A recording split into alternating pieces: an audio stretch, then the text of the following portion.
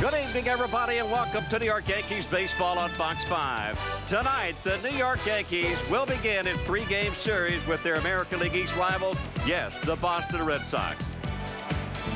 And taking the mound for the Red Sox, simply the best in the American League, Pedro Martínez. He will face off versus the left-hander, Andy Pettitte, for the New York Yankees. Well, 24-time World Championship, that is unprecedented in baseball, as the Boston Red Sox find their way to Yankee Stadium once again for a big series. And does the curse of the Bambino follow the Red Sox once again here at the Yankee Stadium? Hello, everybody. I'm Bobby Mercer, along with my partner, Tim McCarver. Welcome to New York Yankees baseball here on Fox 5. Well, you talk about rivalries in sports. This is simply the best and biggest rivalry that I can think of. And when you start thinking about rivalries and the Red Sox, the Yankees, one of the things that come to mind, Tim, for me, is 1978. Well, you mentioned the curse of the Bambino. You can think of the summer of '49 when they struggled to the last day of the season. It's a rivalry that started out from a geographical standpoint, but it's taken on a different connotation over the last 20, 30 years. Well, I guess you could go on and on and on about the Red Sox and the Yankees. We'll start with this three-game series here, and we've got simply the best in the American League going, and starting this first game for Boston, Pedro Martínez. And how do you beat him? Well, he's a guy who's gone on and on and on as far as his strikeouts are concerned. 257 strikeouts leads the American League. We're going to show you 3 of them against Seattle, a game in which he struck out 15 his last outing. He gets Edgar Martinez swinging, Jay Buhner taking on the wicked breaking ball, and watch this breaking ball to Ken Griffey Jr.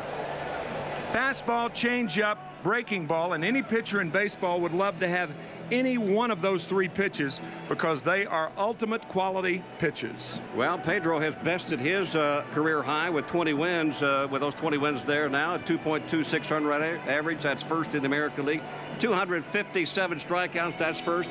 He has a chance for the Triple Crown as far as American League pitchers are concerned. Well, we talked about right-handers. The Yankee family, once again, is saddened by the death as we learned that Jim Catfish Hunter passed away yesterday. And the Yankees, they want to pay tribute, as they should, and memorialize the memory of Jim Catfish Hunter. So let's go down on the field and Bob Shepard. Ladies and gentlemen, please direct your attention now to the Diamond Vision screen as we remember Jim Catfish Hunter.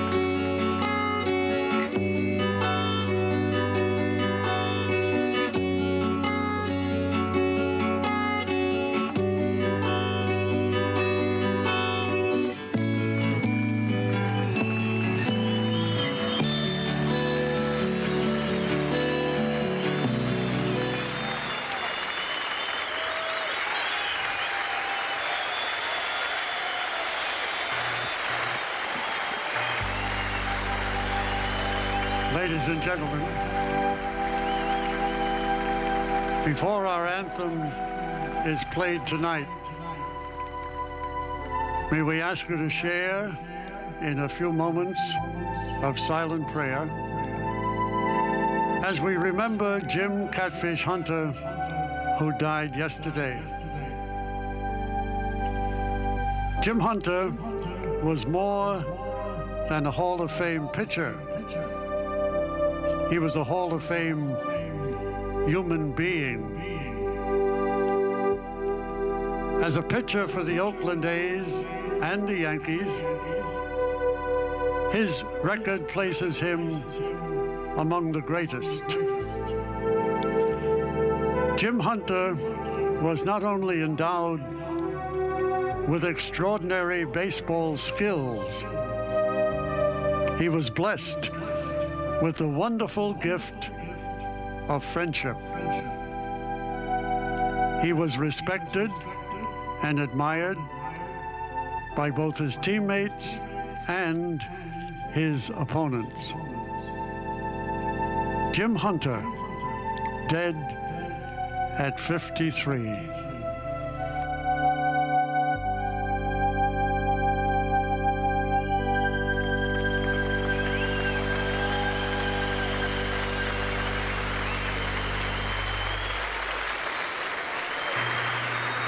And now Eddie Layton will play our national anthem.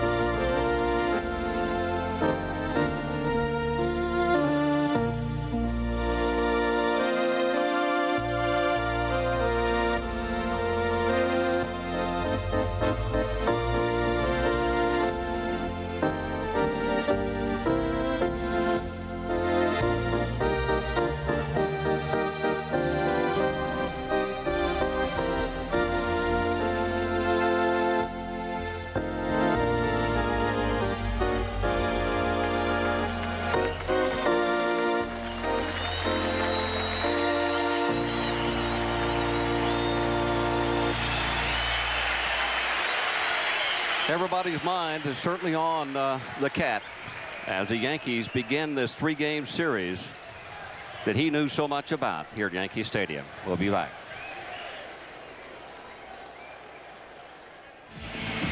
Welcome back to Yankee Stadium. Bobby Mercer along with Tim McCarver. That's Andy Pettitte getting ready to face this Boston Red Sox lineup. We'll take a look at Pettitte's numbers.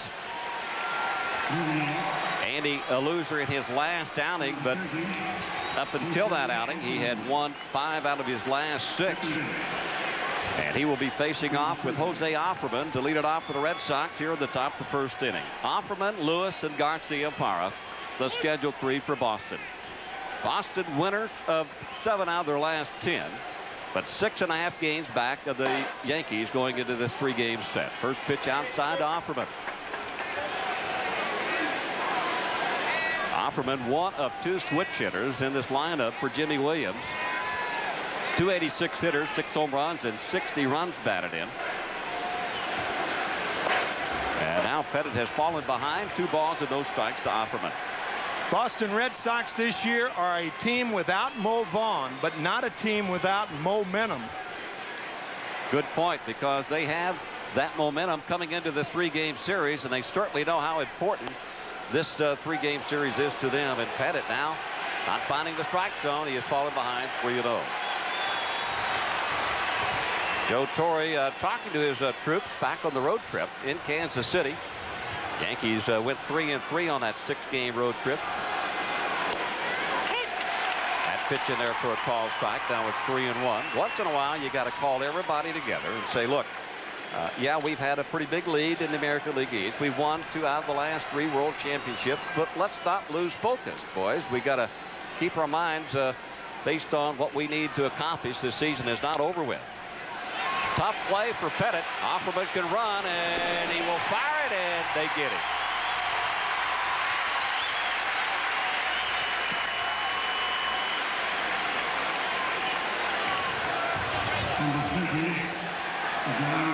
So Pettitte comes back to get Offerman. Let's take a look at the rest of the lineups for Jimmy Williams. Brought to you by Thumans. Darren Lewis comes up, followed by Garcia-Parra, Mike Stanley, the ex-Yankee, Butch Husky, Troy O'Leary, Damon Buford, Jason Varitek, and Wilton Veras make up the starting 9.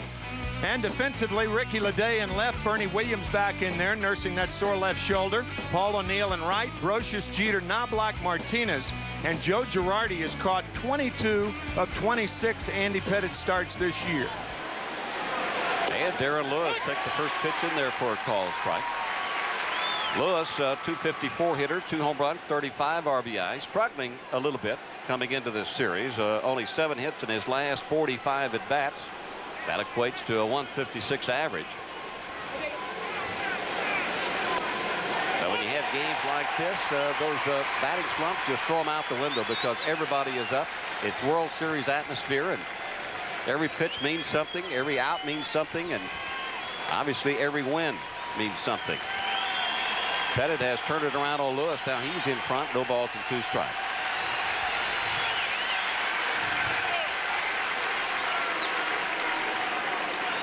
If you compare the Boston Red Sox with the New York Yankees, the Kansas City Royals, the Anaheim Angels, the Oakland Athletics, man for man in their lineup, it's no contest.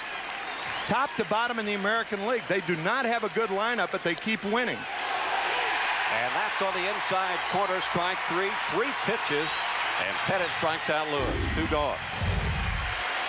After a fastball away and then a curveball, the fastball in the inside corner.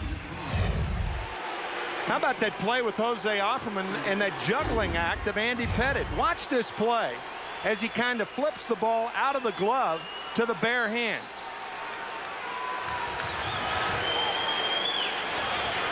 Players before games, they play a game of flip. That's one of those times where the game of flip came in handy.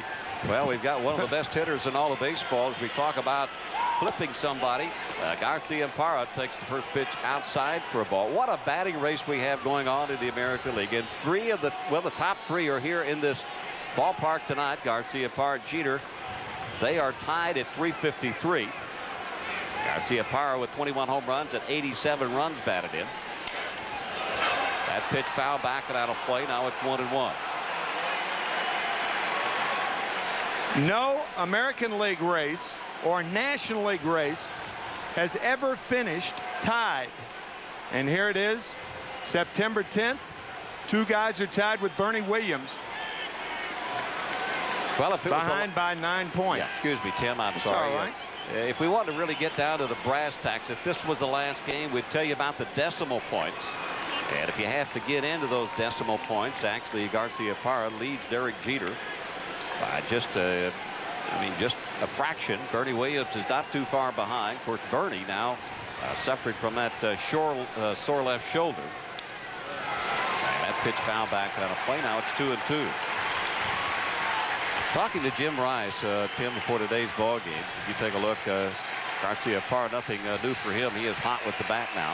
Rice telling me about all of the different superstitions that Garcia-Parra has. Of course, he goes through many different gyrations and movements at home plate.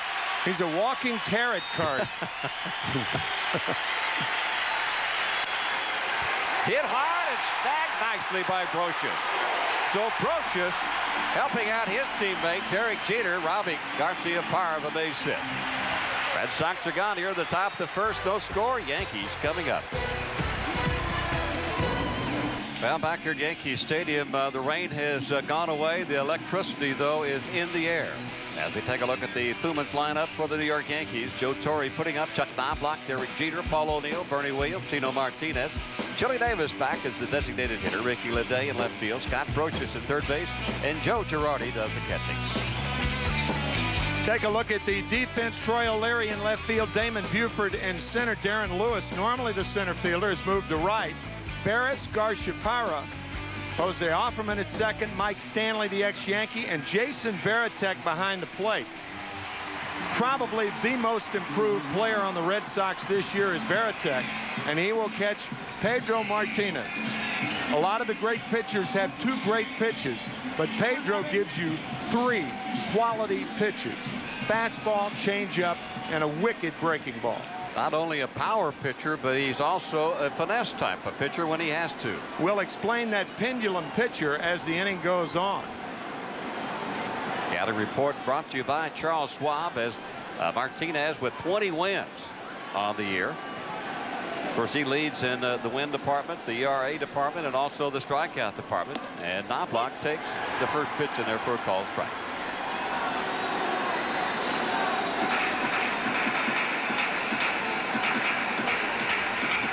The saw Knobloch's numbers. He has really been struggling a bit. He is 0 for his last 10. And that pitch nips Knobloch. So the first batter up against Pedro is hit by a pitch, and the Yankees have a base runner. Only the 6th batter hit this year. Here's what we mean by pendulum. Think of the hitter as a pendulum. Everybody remembers that old line. With the changeup, the hitter goes forward. With the fastball, the hitter stays backward. We'll try to give you some low first and low third shots tonight, as Knobloch is brushed back away from the plate, the ball just nicking his pant leg. Knobloch leads the American League being hit by a pitch. As we said, only 6 hit batsmen all year by a guy with a reputation of throwing inside. Yeah, 21 times now Knobloch has been hit. So Derek Jeter steps in, and Jeter with that .353 batting average. And the first pitch up high to Derek. 13-game hitting streak on the line. His high this year, as far as the hitting streak is concerned, he's had a 16-game hitting streak. He's back hitting the ball and staying behind, as he says, in the strike zone, and staying behind the ball, and he's able to drive it.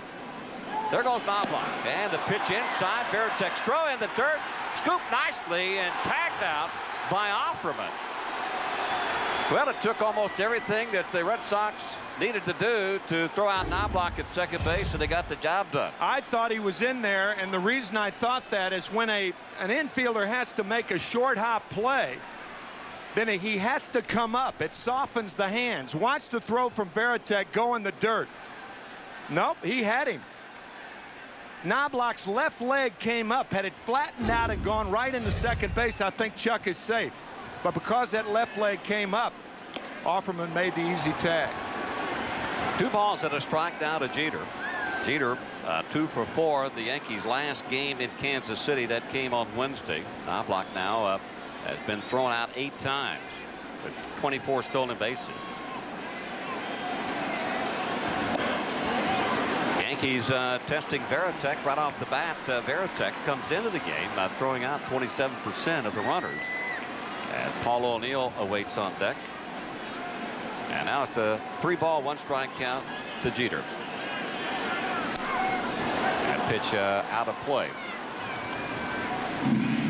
Well, on our American Express quote book, this coming from Derek Jeter: it's big if we want to win this division. Everyone keeps asking about postseason, this postseason, that and who we're going to play, but we haven't clinched anything yet.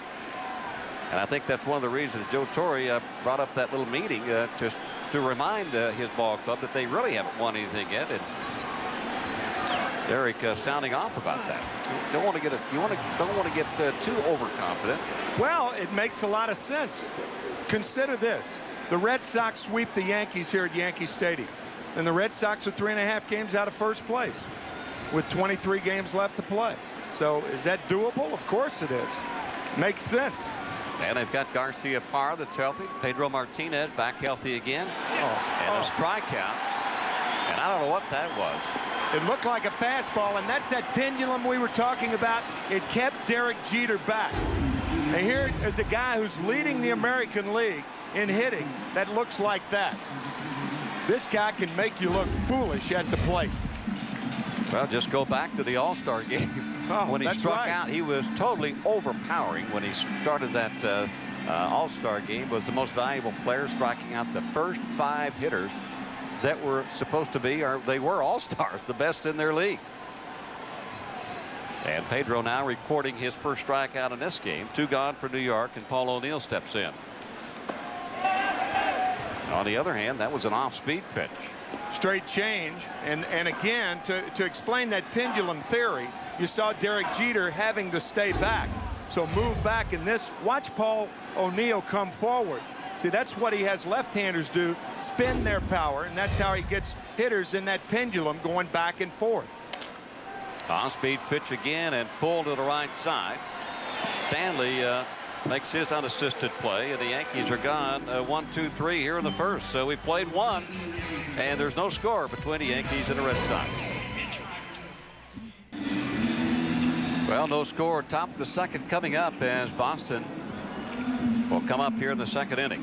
Fox 5 and the Toyota dealers are proud to present World Championship New York Yankee Baseball, now available on the SAP channel of your television.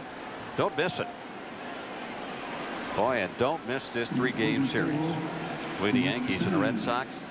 The Red Sox lead the wild card race over Oakland by 3 games.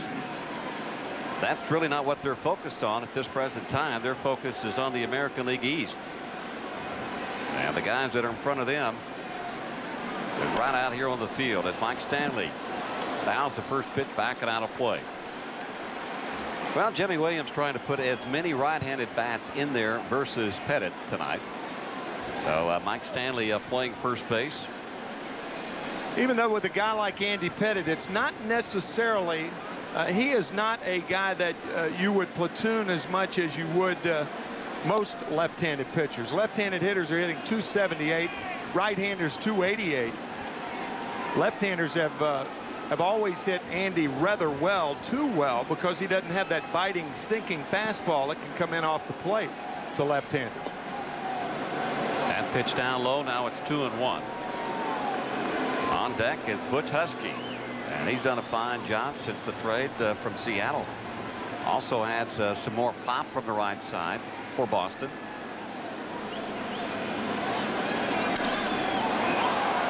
That'll curve foul as it goes into right field. He has good power out there. When he was with the Yankees benefited from that power from Mike, as he used to just kind of, like he did there, reach out and just kind of flick his wrist and set it down the right field line. 16 home runs on the year for Boston with that 267 average, but only 5 extra base hits since the All-Star break. Pettitte trying to paint the outside corner, just misses, so it's 3-2 now on Stanley with Husky waiting on deck.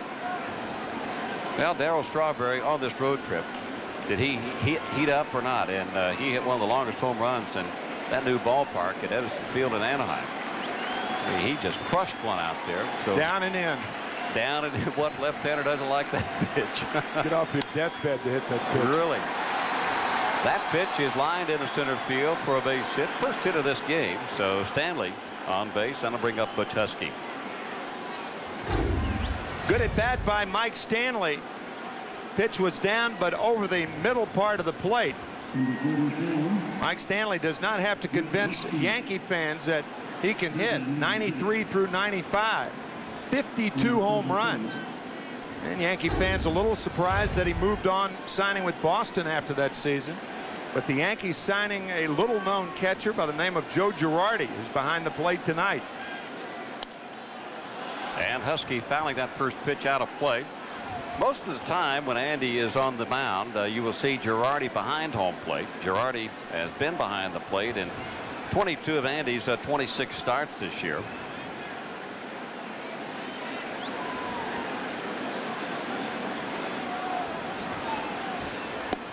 Joe telling me before today's ball game that what happened to, he thought he wasn't out there in Anaheim, but he saw the replay, the tape of Andy's loss to Anaheim, that he just seemed to lose focus, and he didn't continue with that good focus that he had prior to losing that game.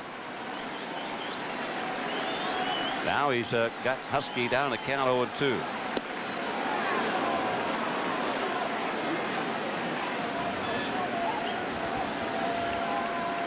Well, one of the things, Tim, and you know better than anybody, you must establish that hard stuff inside. Got to make the hitter know that you're going to come in there. That you're not afraid to. Absolutely. We talked about the left-handers. The inability of Andy to come inside allows him to hit better.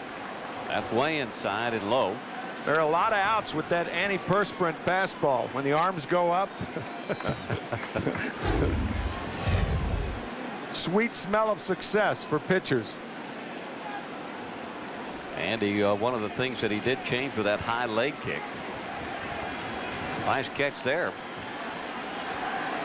And it puts him in position to make a good release. That's that slider or cutter down and in on Butch Husky. So it count remains 2 balls, 2 strikes. 5 straight pitches inside to Butch Husky. That's one of the problems with strong power hitters. Butch has a very long swing, He's an ideal guy to come in on. But if you make a mistake in there, it could be a long ball. Well, it's low and inside, and the count has gone to 3-2. Still nobody out. One man on for Boston here in the second. And no score. I would think that Jimmy Williams with Troy O'Leary on deck would send Mike Stanley here. If you're Mike Stanley, you have to make sure Pettitte releases the ball home. Stanley staying, and Husky lifts it out into center field fairly deep. Stanley will go only halfway, so he goes back to first, and there's one gone.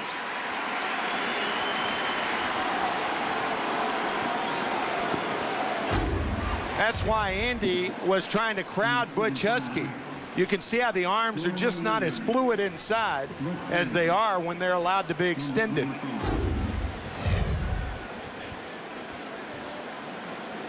Tying the big guy up inside. Yep. And that'll bring up Troy O'Leary. O'Leary 277, 25 home runs, and 90 runs batted in. And the breaking ball down low. There are several key departments of statistics that you get used to looking for as far as hitters are concerned. Slumping recently, only 4 for 24. Hit hard and past Martinez into right field. Stanley doesn't run that well. O'Neill has a good arm, so Stanley holds at second. And now 2 runners on and only 1 out. But the one category that Troy O'Leary is proficient at this year, he has 40 2-out RBIs. So of his 90 runs driven in, 40 have come with 2 outs. And the value of that is that with 2 outs, to drive in a runner, you have to do it for the most part with a base hit or a bases loaded walk. Something other than a sacrifice fly, an early ground out with the infield back in the early innings. So O'Leary leading the Red Sox in that department has been worth his weight in shekels this year. And for a guy that was platooned most of his career. Yeah. But now playing every day. So the Red Sox threatening here in the second as Damon Buford takes the breaking ball in for a called strike.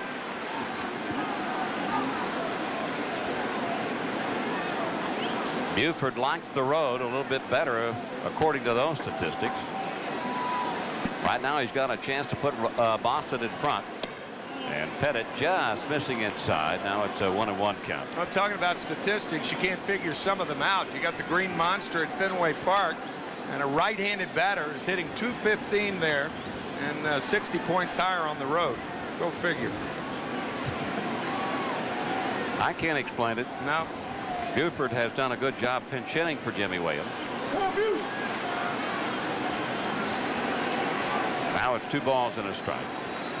Well, the Red Sox, they looked like that they were going to fold up and just kind of fade away in the American League East about a month ago. Yankees had, I think, a 9-game lead on them. Swing and a miss. They have fought their way back through various injuries and some malcontent amongst some of the players. But they seem to be extremely resilient. And now they have themselves back in the race. Pedro is back healthy again and back happy again. Now low ball 3, 3-2. This is a formula for bad things to happen to Andy Pettitte. As we take a look at the standings in the American League East, the Red Sox 6.5 behind the Yankees, 7 back in the loss column, however, but they are 3 ahead of the Oakland Athletics in the wild card standings, 5.5 ahead of Toronto.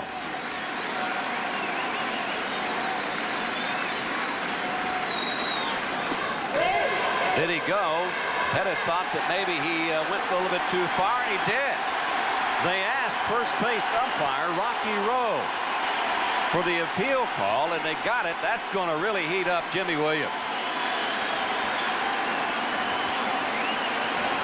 Now Jimmy Williams could be run from this game immediately because you cannot challenge.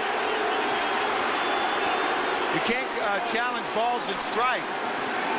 Now, technically, I guess on a technicality, the home plate umpire could run him. I'll tell you, it was very, very close. Did he go? Better angle right here. I don't know.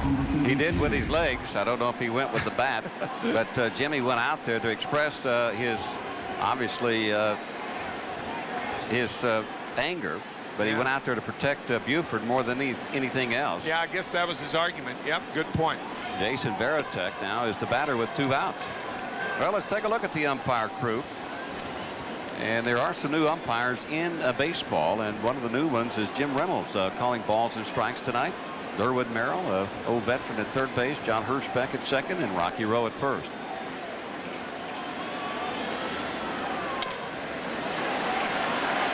Jeter will flip the knob up. So no harm done. Pettitte was in a bit of a jam. Jimmy Williams is heated up.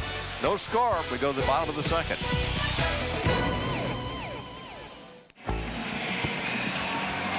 Welcome back to Yankee Stadium. Bobby Mercer along with Tim McCarver. It's a good old-fashioned baseball game once again here at Yankee Stadium. Yeah, Bernie Williams is back after some MRI scans on his left shoulder. He has been bothered by that left shoulder for quite some time, and they finally have concluded that it's inflammation and tendonitis. Bernie's still having a good season despite that sore shoulder. 100 RBIs, 100 runs, third time in his career.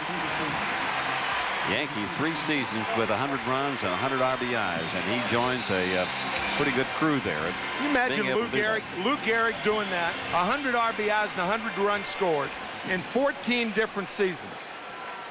That's mind-boggling. 3 more years than Babe Ruth did it. Hey, I agree with you, but look what we have again in 1999. We've got another guy that's going to hit more than 60 home runs. Sammy Sosa with 59 going into tonight's game. And everybody knows what happened last year in the home run department. That's that one fastball right there, that high fastball that with that bad left shoulder that Bernie Williams would have a tough time with. You do Bernie a favor by throwing him something other than the high heater. You know, that's a good point, because not only do broadcasters read the paper, not only do just regular people read the paper, but opposing players read the paper. They know about sore shoulders, and Pedro obviously going to take advantage of trying to pitch to Bernie and take advantage of that sore shoulder and being able to get on top of a high heater or whatever. Ball that's down in the strike zone shouldn't be nearly the problem as getting on top of that high hard one. You have to have a shoulder that is loose, flexible, and healthy in order to do that. And you can see Martinez still trying to establish that good hard fastball inside both the right-hander and the left-handed batter. Now it's 2-2 to Williams, with Tino waiting on deck. Bernie third in the American League in that batting race at 344. What a nasty pitch that was. Oh, wow. Now Bernie complaining that ball's a strike. Yeah, you bet. That's not even close. Second strikeout for Martinez. Watch where this ball goes over the plate. Right in the circle. Finally got one right. Yeah, Bernie Williams is almost out of the box when he hits.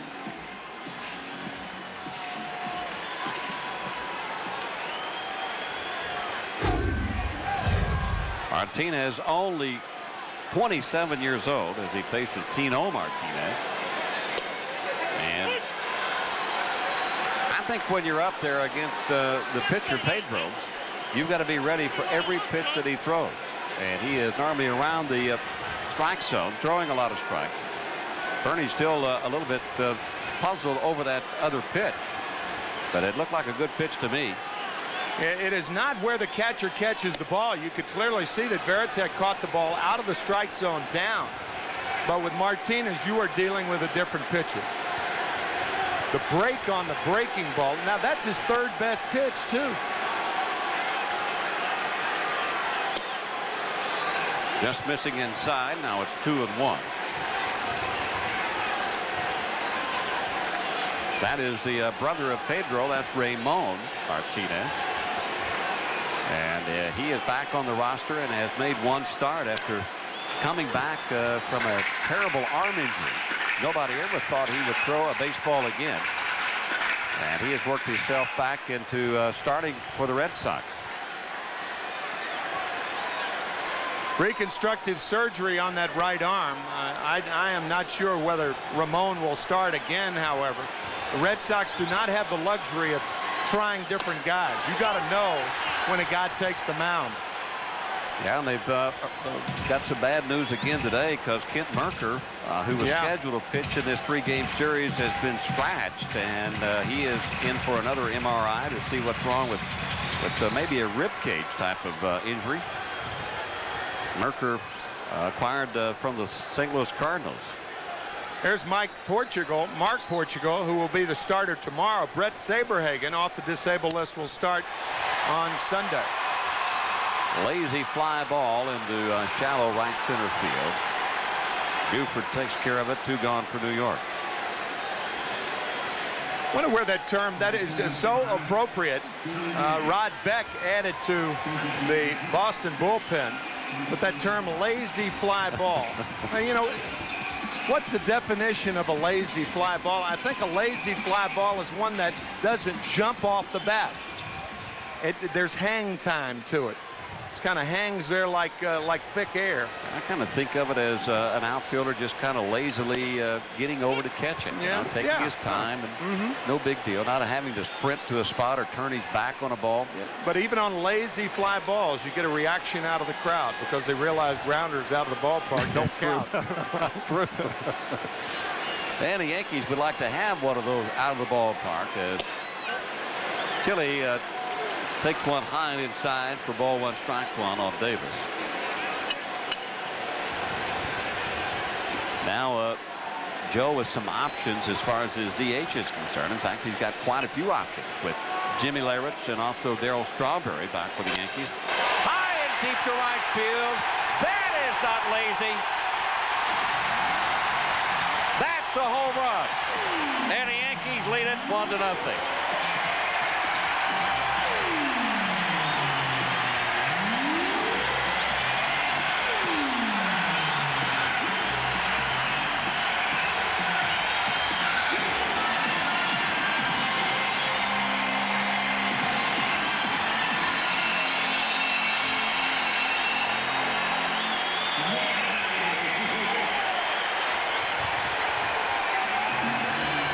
It has for the last 81 years.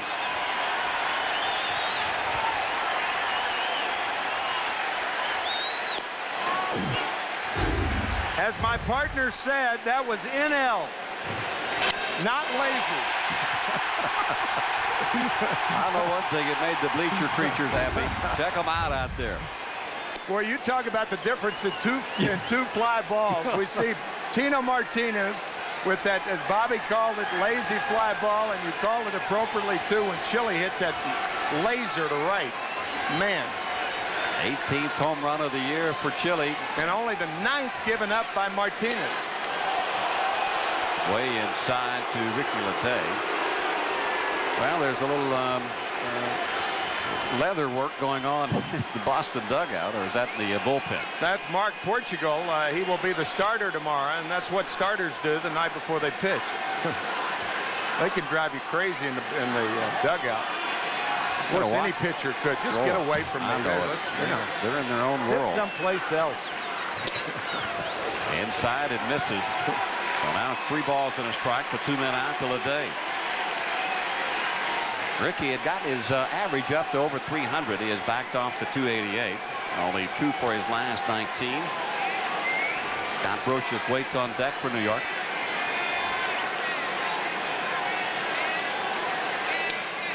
Good swing by Leday. Yeah, I think, Bobby, the one reason that Chile had some extension on that ball, that pitch was down in the strike zone. We've talked about Chile being a low ball hitter. And if he can get a ball down, that ball not really down and in, down and on the inside part of the plate, that's where his extension comes from. Boy, did he crush that. Good pitch by Martinez, his 3rd strikeout of this game, but Chile Davis now is the difference as he launched one here in the second inning. Let's take another look at it. Yankees lead it 1-0. Well, top the third, you see it. The Yankees take a 1-0 lead.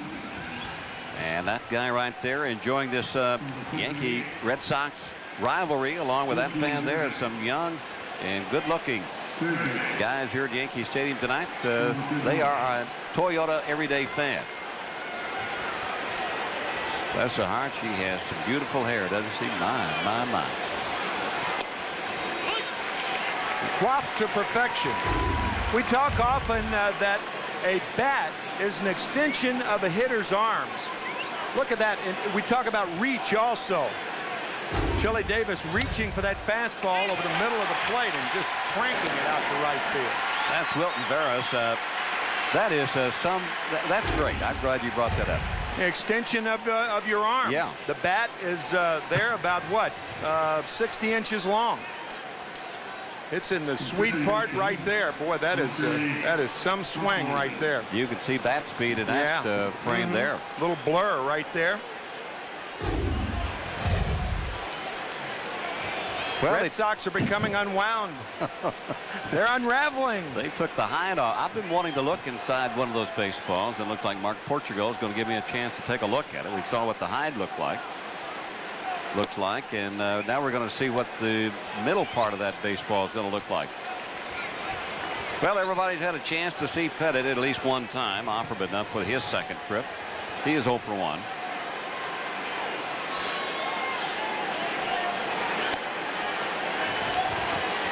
Just missing outside, and now he's fallen behind 2-0.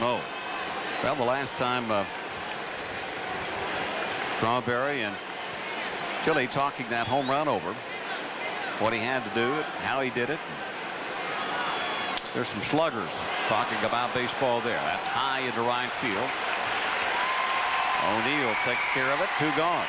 Well, in order to pull a Pedro Martínez fastball, you've got to guess fastball. There's no way to guess anything other than fastball and get around on that pitch, even if it is in the sweet part of the plate for Chile Davis. Well, I think that you almost have to guess fastball every pitch and adjust to all the other stuff. That's right. That's right. Particularly when a guy has the disparity of pitches like Martinez, who throws a changeup about 20 miles an hour slower than his fastball. Aaron Lewis, who struck out his first time up. Heater at short. Lewis is gone, and so are the Red Sox. Pettitte shuts them down. 1-2-3. Yankees lead it 1-0. Back at Yankee Stadium, Scott Brocious leads it off for New York here in the bottom of the third. Strike 1 to Brocious. 251, 14 home runs, 65 runs batted in. Remember, Brocious knocked in 98, batting 7th, 8th, and 9th for New York last year. And a knee buckling breaking ball for strike 2.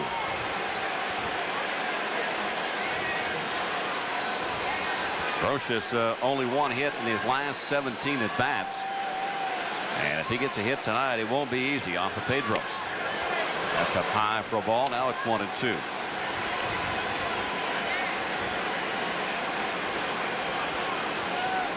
Very appropriate sign here at Yankee Stadium, and I'm sure that's for Brocious. High fastball swung on and missed, strike 3. 4 strikeouts now for Martinez. Here's that high rider. He throws it from below the shoulder, and that gives the appearance of the ball riding. Now, physicians, not physicians, but those in physics, I guess they're physicians, other than doctors, but those in physics, those doctors of physics, say that a ball can't rise. Well, it can rise if it's thrown from a lower plane. You throw it up, and it rises, just like the ball did on Scott Brocious. Sometimes people will debate that. But if you throw it from down here and you're throwing it uphill, it rises. I've never understood how guys spend their time in a lab and without a bat, you know.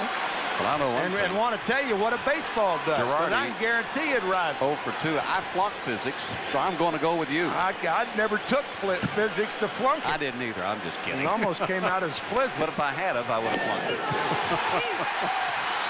3 great pitches, and Girardi is gone. I'm telling you. Back-to-back strikeouts for Martinez.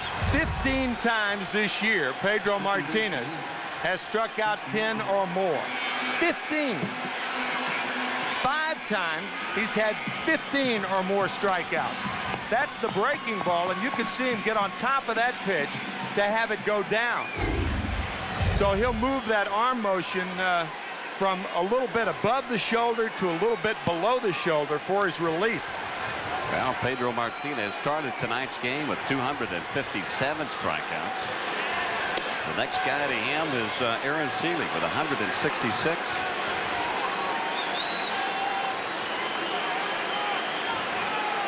Well, there are some Boston fans that appears to be in that bleacher creatures. Are Pedro Martinez fans with Boston uniforms on. They call that the Kmart section. I love it. That popped up.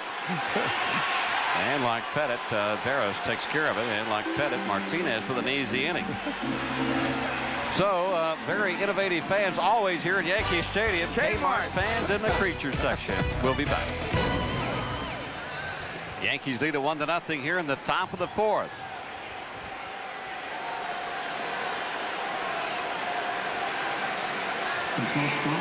And Nomar Garciaparra leads it off for the Red Sox. Chile Davis home run is 18th of the year. It is 1-0 Yankees here in the 4th. Garciaparra grounded to third his first time up on a fine play by Scott Brocious. First pitch from Andy Pettitte, low and away. Ball 1 to Garciaparra.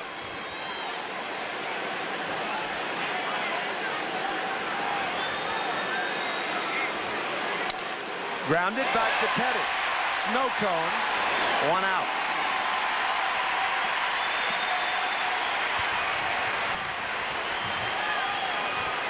Tim, that's the 3rd time that a hitter from Boston has grounded back to Andy Pettitte. That is an indication that that cutter or the slider is working on the right-handed batter. They swing as the slider comes in on down and in on them. They're swinging on the top of it and grounding it into the ground. Andy made one play off Jose Offerman on a 3-2 pitch to lead off the game. And then opening the 3rd inning, Wilton Barris grounded one back to Andy. And now to open the 4th, Nomar Garciaparra, a ground ball to Pettitte. Fouled away by Mike Stanley. Mike with a single in the 2nd inning. Red Sox had runners on at 1st and 2nd and 1 out. And a disputed 3-2 pitch to Damon Buford. First base umpire Rocky Rowe called him out, said he went around too far. Jimmy Williams came out to protest, but as Bobby said, more to protect Buford. And instead of having the bases loaded, they had 2 on and 2 out, and then Jason Varitek grounded to short. Low to Stanley, 1-1 to Mike. Stanley is so respected on this Red Sox ball club, the same way that he was when he's with the Yankees. Stanley not able to catch anymore, but he can play first base. He can DH and pinch hit for Jimmy Williams, and somewhat the leader on this ball club. You ask people about what Stanley means to the ball club as Husky waits on deck, and they say, well, he means a lot because he is a guy that plays and shows by example. Slider is inside and low, 3-1 to Mike Stanley. Nice guy, and always comes prepared to play. Stanley, I presume. Stanley.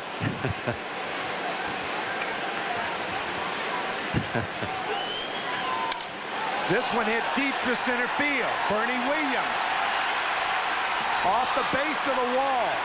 So Bernie Williams couldn't track down the Stanley fly ball to center. So Mike, the 1-out base runner at 2nd base. Well, not only is he respected, but he also can hit. He is 2 for 2 tonight with this line shot into center field. Bernie gave it a good effort. Nice carom off of the wall. You know, Bobby, I would think that left shoulder on balls like that left shoulder would be a problem also.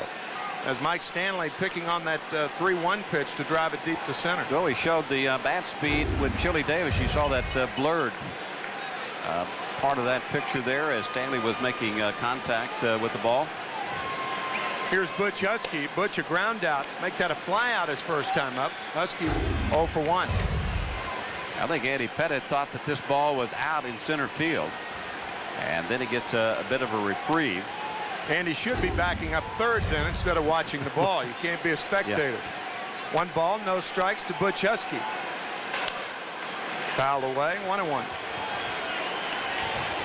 And he's staying right in on the hands of Husky. That's how he got him out last time. And you almost have to stay in there until he proves that he's going to be able to hit that pitch. Andy always trying to bust those big right-handers, keep them from extending those arms. You can see how he's tied up. Look at this arm, how he had to play it back in there. Just the opposite of the home run by Chile Davis. There's no extension. In again to put the fat part of the bat on the ball. You're going to pull it foul. 1 ball, 2 strikes now to Husky. And we talked about hitters cheating a little bit on fastballs inside. Husky appeared to have been looking and cheating a little bit on that fastball. 1 out, 1-0 Yankees here in the 4th. Well, when you get inside conscious, that's the time that you can go away. They go away, and Husky hits it away to right field. Paul O'Neill there. There are now 2 outs. Good call, partner. After pounding Husky in, Andy Pettitte and Joe Girardi elected to go away, but Husky's staying right with it. You know, you almost have to put this in the back of your mind because he hasn't had a good swing inside, but he had a good swing with the pitch outside. And even though he was behind in the count, he was able to, to line it into right field on what appeared to be an off-balance type of swing. Just muscle the ball the other way. You better be careful the next time.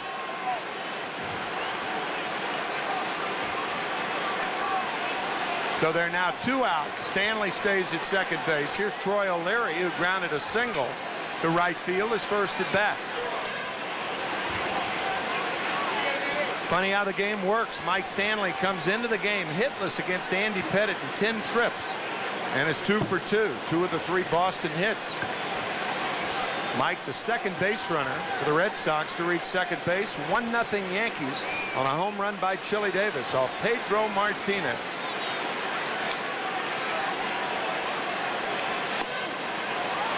Ball 2 to Troy O'Leary.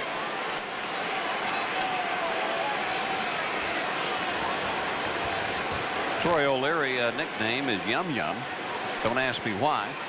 But this 2-0 pitch, he'll be looking to a Yum Yum one.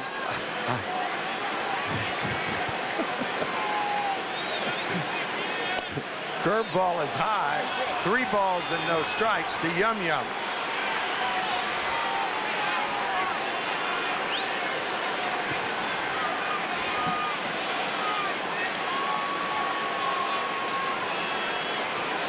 See if Yum Yum chooses a sweet one here. Low, ball 4. So O'Leary is aboard. That'll bring up Damon Buford, who struck out his first time up.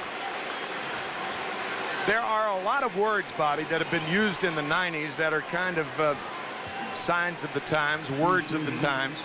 Focus is one of them. Underachieving is another, one of our favorite words. That usually spells failure by the person who names himself an underachiever. And so rather than saying that he just failed and didn't do it, he's underachieving. Low strike to Buford, 0-1. But one word I think that can be said about the Boston Red Sox is that they are, as a group, overachievers. These guys, without a star, I mean, you've got Garciaparra and Martinez, and that's it as far as star power is concerned. You look down this lineup, and you wonder how they do it. Jeter to Knobloch. They're not doing it against Andy Pettitte. Andy has the Red Sox shut out through 3 1/2. 1-0 Yankees. We'll be back.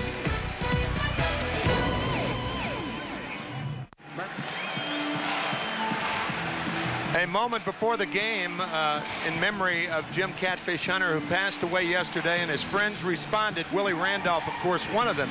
Here's what he had to say about Catfish Hunter before the game. And I remember more of it just kind of just good-natured needling. Just I remember one game, he used to always call me the Rain Man, because it was one game where I had a bad hamstring. And you know, Billy Martin took me out of a game because he didn't want me to injure it on the slick turf.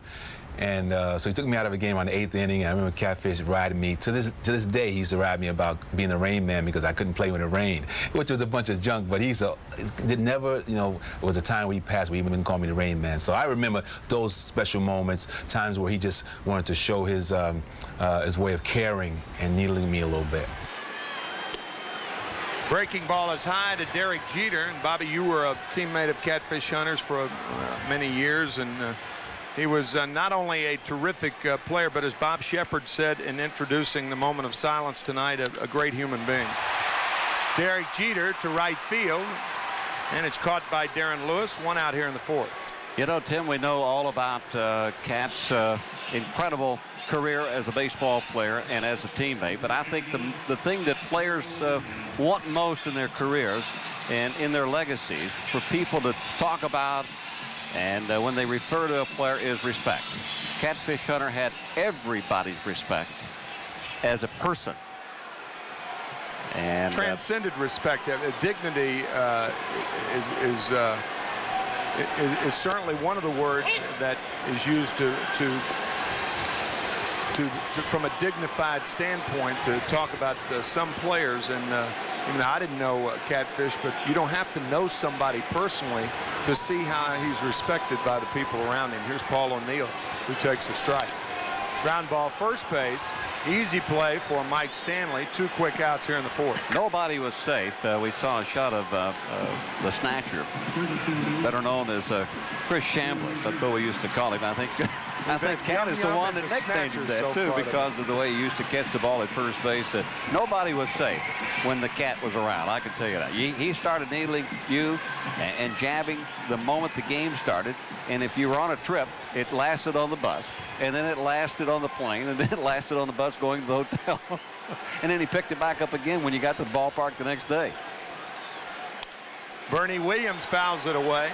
Jim Codd, our buddy with MSG and friend for a long time, tells the story of how Lou Piniella used to get on Catfish on the bus. He said, you know, a guy goes out and robs a 7-Eleven, and they put him in jail. He said, you come over here and you take $600,000 from George Steinbrenner every year. You ought to be in jail. And from what Kitty has told me, Catfish and Lou Piniella, the way they used to go at one another was hilarious. The two best. And Cat used to start with Lou. That's who he used to start with. Might as well go to the top, right? Might as well go right to the top. The quickest guy to really, you know, get underneath his and agitate. Get the hair standing up on his neck was Lou. And then from there on, it just kind of all fell into place. 2 balls and a strike to Bernie Williams. We're in the 4th, 1-0 Yankees. Pedro Martínez has struck out 5. He has retired 6 in a row since the Chile Davis home run. Andy Pettitte, on the other hand, has given up 3 hits and no runs. 2-2 now to Bernie Williams.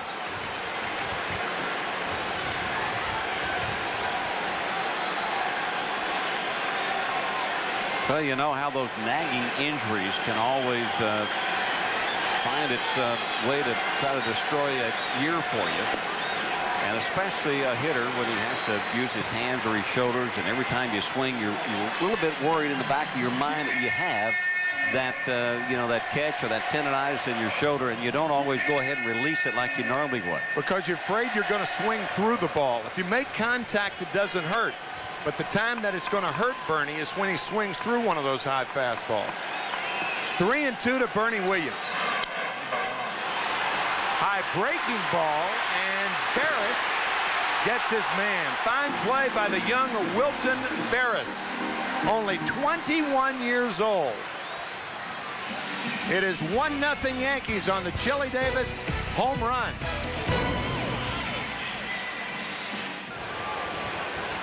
That one hit for the Yankees, a home run by Chile Davis off Pedro Martínez. We are in the 5th inning of a ball game that is turning out so far about what you'd expect. Andy Pettitte is 5-2 since July 28th. Pedro Martínez has won 5 of his last 6 and enters the game 20-4. Right side trickle through single for Jason Varitek. Second time in this game that the Red Sox have their leadoff batter on, and we'll see if Jimmy Williams goes against the book and bunts with Veras here. Well, you've got the young hitter coming up. You can see Varitek going the other way. That almost took everybody by surprise when you have a late swing and kind of slash it the opposite way. I think you can just about expect anything in this situation. If I was you got the leadoff men coming up, I wouldn't be surprised if Veras doesn't bunt him over. Normally you don't do that, bunt to tie on the road, but you have Pedro Martínez pitching. Pettitte trying to find out what Veras is going to do. Sure, no bunt on that one. Yep, no bunt.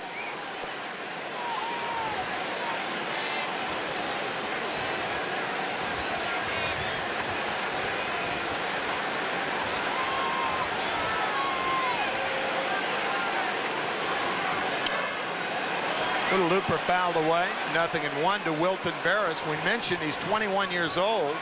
He wears his socks like he's twice that age. Well, you know who that reminds me of? We talk about Boston and this big series. That's Carlton Fisk type of pants and the way he used to wear his socks. At least that's the way I remember Carlton, better known as Pudge. Those high socks.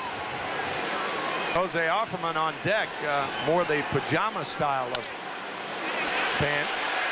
Brocious quickly to Knobloch. Back to first double play. Chuck Knobloch turned a double play. A lot of guys don't turn. 2 outs. Well, you got to give Knobloch a lot of credit. Watch the throw. It's low. He stays with it and prepares himself as he anchors his feet to make a strong throw back to Martinez. Not a good throw from Brocious, but picked up nicely by Knobloch to complete the double play. You always have the runner bearing down on you. Watch Knobloch have to go down on one knee, brace himself, get rid of that runner, and then throw it back to first base. Chuck has seen that ugly problem rear its head. The routine throws to first base. But not there when he had a chance to react and react quickly. Nice play, Chuck Knobloch. 1 ball, no strikes now to Jose Offerman. Well, that Varitek really barreling into Knobloch. You're right, Bobby. 2-0 now to Offerman. Well, watch Varitek trying to take Knobloch out. And he does the job, but it's after the fact. Well, that's the reason they teach those second basemen on how to use their footwork down at second base, and also how to use the base as a protection piece with those guys bearing in. That's what Chuck did then. Varitek, in effect, had to go through the bag to get him. Strike 2 to Offerman, 2-2. And as physics would tell you, if we talk about physics, you would physics, you mean? If you try to slide through a second base bag, you don't get to the runner quite as fast. You slow up a bit. I learned that in my physics class that I never took. I just try to simplify things. Still 2-2 to Offerman.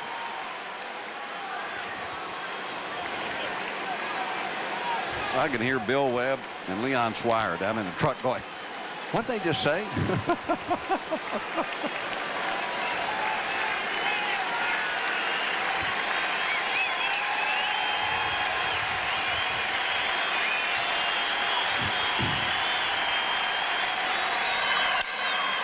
Ground ball that takes a bad hop past Brocious. And it's a base hit, and that's a good call. That ball was wicked. Brocious was down. The ball came up, and Offerman, the 2-out runner. Well, the ball is hit hard. Watch the ball come up on Brocious right there. He had the glove down, waiting for the ball. It appeared that it was going to stay close to the ground right there where the glove is. And then all of a sudden, as the ball hits the dirt portion, it just comes right up on him. Well, that's the reason they named it the hot corner. Those reactions have to be quick because the ball gets on top of you in a hurry. Darren Lewis, the batter, with speed on at first base. Lewis leads the Red Sox in steals with 16. Offerman is second with 15. Against Andy Pettitte, very difficult assignment. Yeah, you got the best pickoff artist in baseball, or one of the best.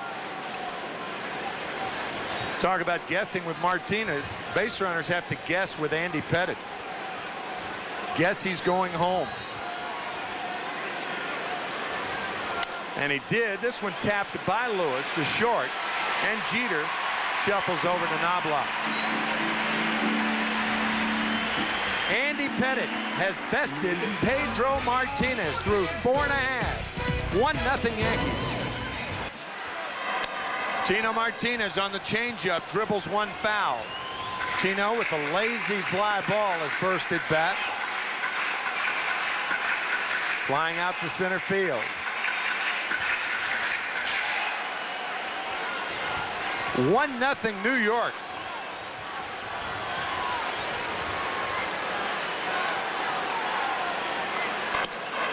On the outside corner, 10 of the first 14 pitches to each hitter have been strikes. 10 of 14 first pitches for strikes by Martinez.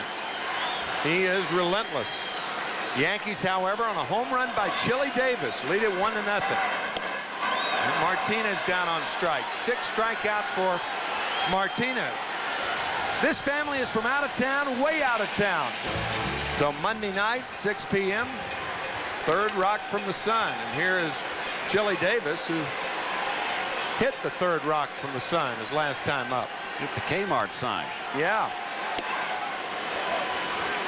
That is 6 Ks by Martinez, by the way, the strikeout of his namesake, Tino Martinez. Well, Joe really gets an opportunity. We talked about the first time that Chile was up, getting a chance to rest Chile. Chile appeared to get tired a little bit and didn't have a quick bat, but in the second inning, watch how quick his bat is here on that fastball.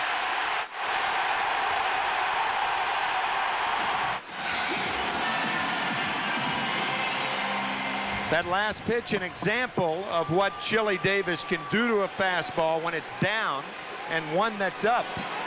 Had a good breaking ball for Martinez. 1 ball, 2 strikes now to Chile Davis.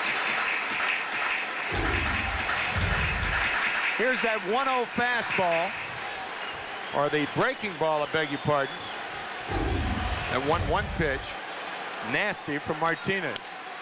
And there it is again, the high fastball, Bobby. Yeah, you were talking about the high fastball, and Chile having a problem getting the bat through the strike zone. That bat dragging. Of course, on a high pitch, and especially with the movement that Martinez has, I mean, it's very difficult to get on top of that pitch, and normally you're behind it all the time. Even when you're looking for it. Yeah.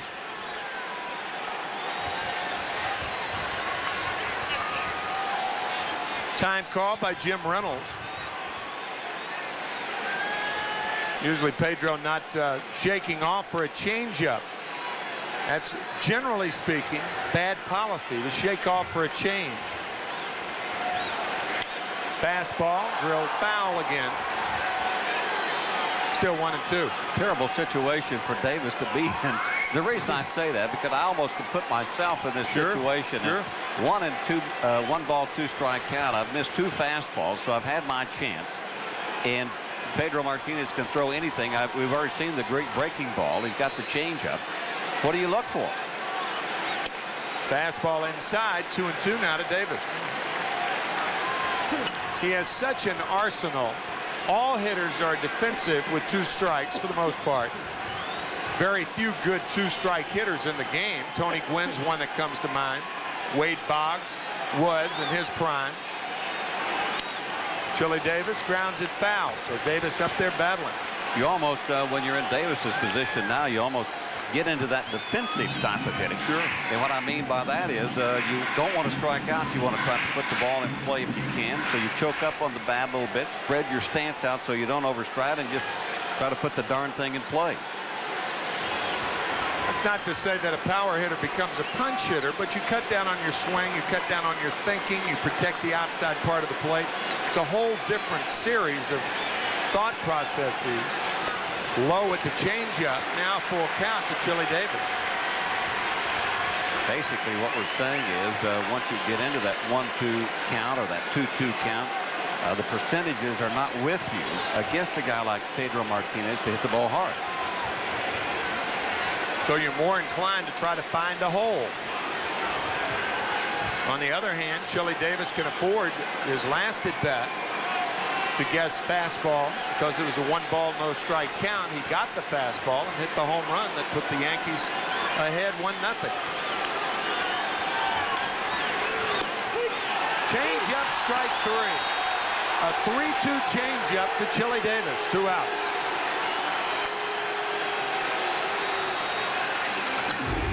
Well, you just see what kind of confidence that Martinez has in all of his pitches on a 3-2 count. He changes up on Chile. You heard Tim talk about the pendulum. Check that out. He's gone way out in front. Boy, that really showed it right there. Chile Davis spinning himself forward, taking the hands with him, and taking strike 3. Ricky Ledea strikeout victim. 0-1 to Ricky.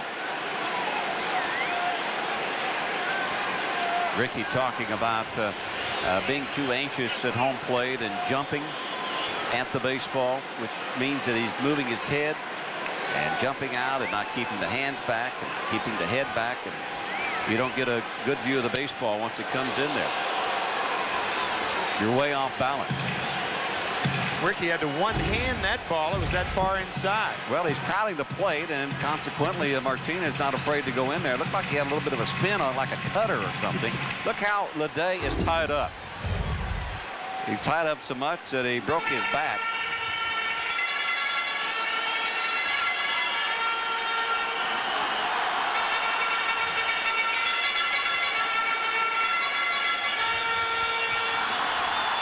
Five and 1, earned run average under 2. That's since he came back from the designated or from the disabled list. 10-1 against teams over 500.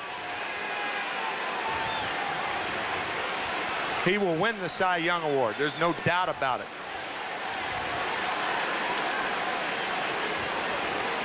And he should. He could lose five in a row. His next 5 starts and still win it. Cy Young is over with. Yeah, I agree with you. Yeah, I mean, put it next to Martinez's name. Yep. Change-up gets Ricky Ledea. 8 strikeouts for Pedro Martínez. We have played 5. 1-0 Yankees. Nomar Garciaparra with more ticks than a summer forest. You know, I thought Wade Boggs was the most superstitious guy that I've ever seen. Well, this guy right here, Garciaparra, takes the cake. You see all the things that he goes through before he can even hit. Curveball outside, ball 1. He does that little, he'll always go through, check the gloves, check the sweatpants, and he'll use his feet, you know, and kick them back and forth. And he has told us that the reason he does that is because when he first had a pair of baseball shoes, they were too big, and he had to kick them down, you know, to get his feet properly put in the shoes.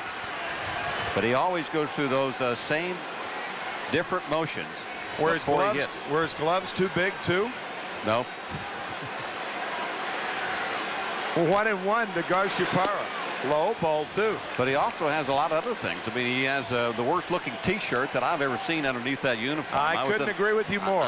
When I walked in the clubhouse, I thought the moths had been in there for about a year chewing on his shirt.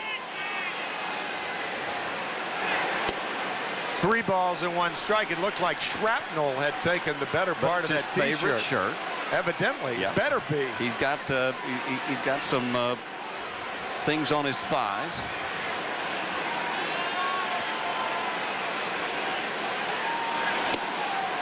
Ball 4. The 3rd Red Sox to reach aboard. And he also walks up the steps 1 step at a time. That's another little superstition that he has. He goes through the same little different motions. Now Wade Boggs, there you go. There you go. That's the 4th inning.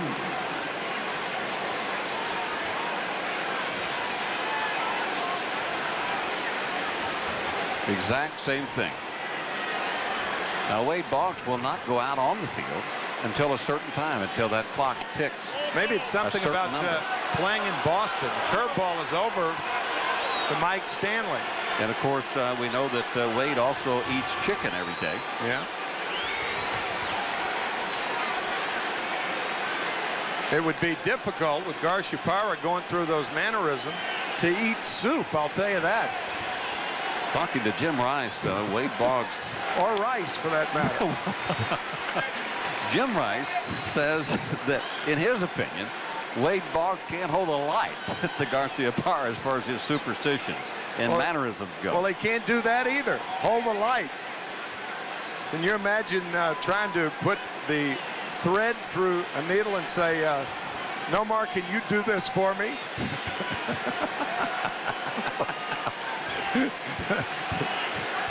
Here, Nomar, I need my socks darned. How about threading this needle for me, will you? Despite all of those things that he goes through, what a heck of a player he is. Obviously he is, but we're pointing out his idiosyncrasies. Yeah, that's by no means making fun or anything like that. That's just the way he is. You can stand on your head for all anybody cares as long as you produce. And can he ever produce? You also don't realize how strong he is.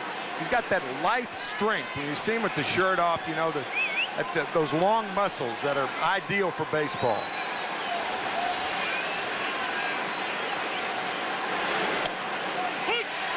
Strike on the outside corner now. 2-2 to Mike Stanley.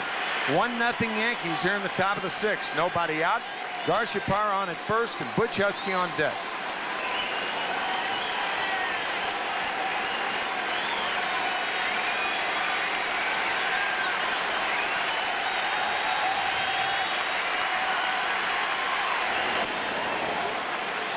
Nomar with 13 stolen bases. He's been caught 3 times.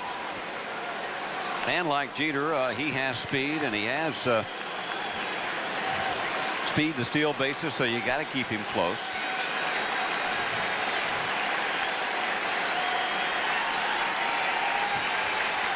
That was interesting. Derek Jeter would be covering should Garciaparra run, which would indicate a fastball outside to Stanley. We'll see if Derek decides to cover again here. He'll always give that sign to Knobloch once he sees the sign from Girardi. Open mouth, that means Knobloch is covering something inside, and it is inside. 3-2. Well, you know, we know about the competition between the Yankees and the Red Sox for the American League East division race. We also got a feeling that Derek Jeter and Garciaparra in this batting race, they've also got competition going on amongst themselves in this 3-game series. Garciaparra will be running here. Knobloch will be covering. Garciaparra not running, and this one hit deep to right field, and it's going to be a home run for Mike Stanley. A 2-run homer for Mike Stanley puts the Red Sox in front 2-1 here in the 6th inning.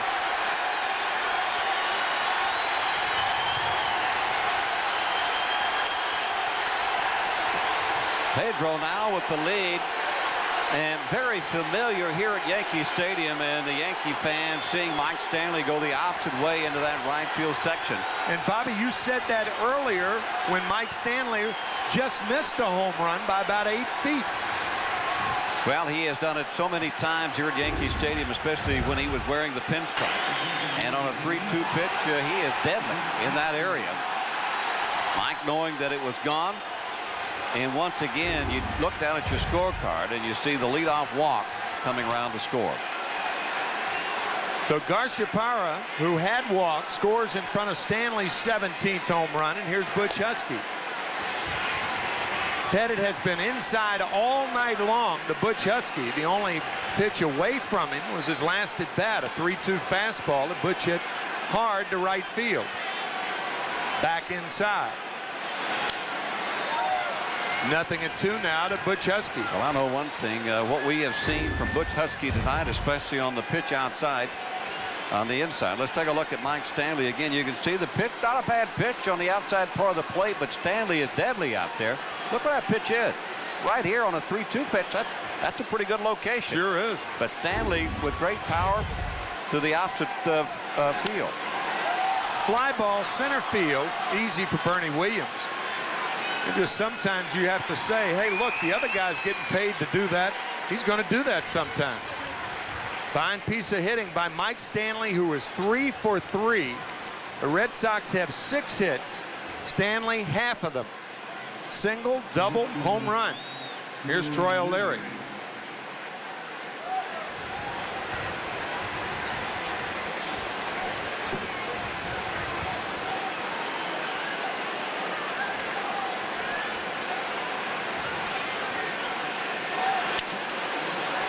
Lined into center field. It was not hit hard. Bernie Williams obviously can't get to it. So Troy O'Leary now 2 for 2 with a walk, and that'll bring up Damon Buford, the center fielder. And once again, you got to give the hitter a little bit of credit because that was a pretty good pitch. It not hit hard. It got in on the hands of O'Leary, but it found a place.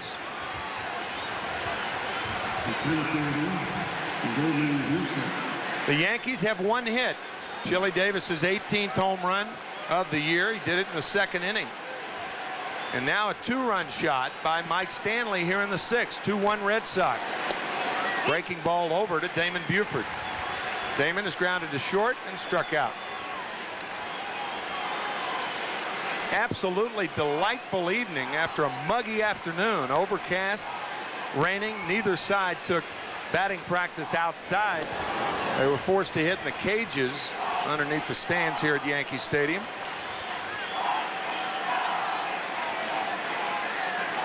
Red Sox play 3 here in New York and then 3 in Cleveland next Tuesday, Wednesday, and Thursday.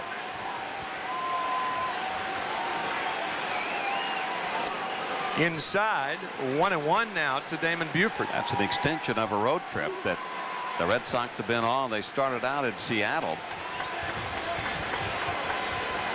Then they went to Oakland.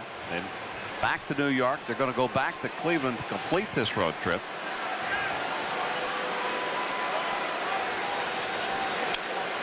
Fly ball, left center field. Drifting back is Jeter. 2 outs.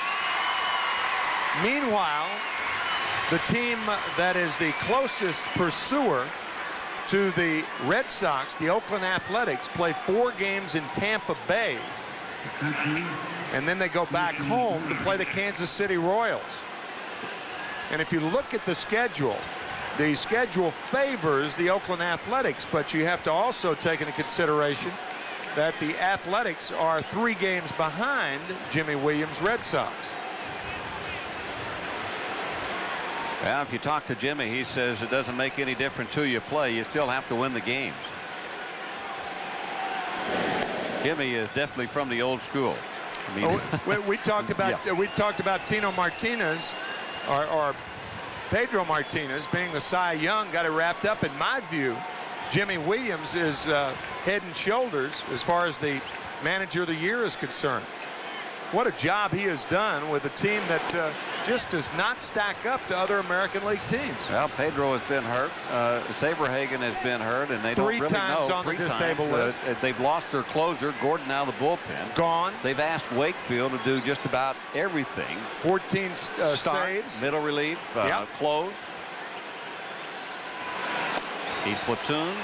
Valentin now is hurt at third base. They're having to use a 20-year-old or 21-year-old there.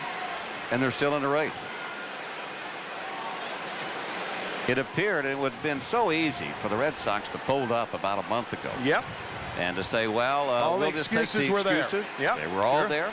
We'll see you later. We'll try to fix it and see you in the year 2000.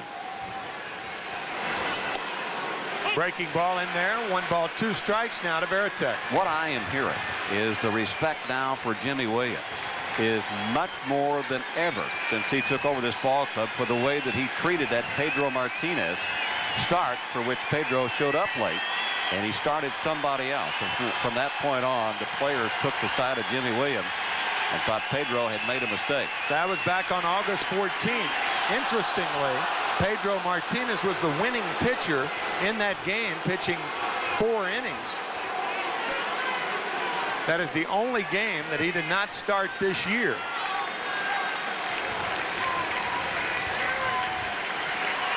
Joe Torre with a new book out at the end of the month called Joe Torre's Ground Rules for Winners. I'll tell you, that's one of the ground rules right there.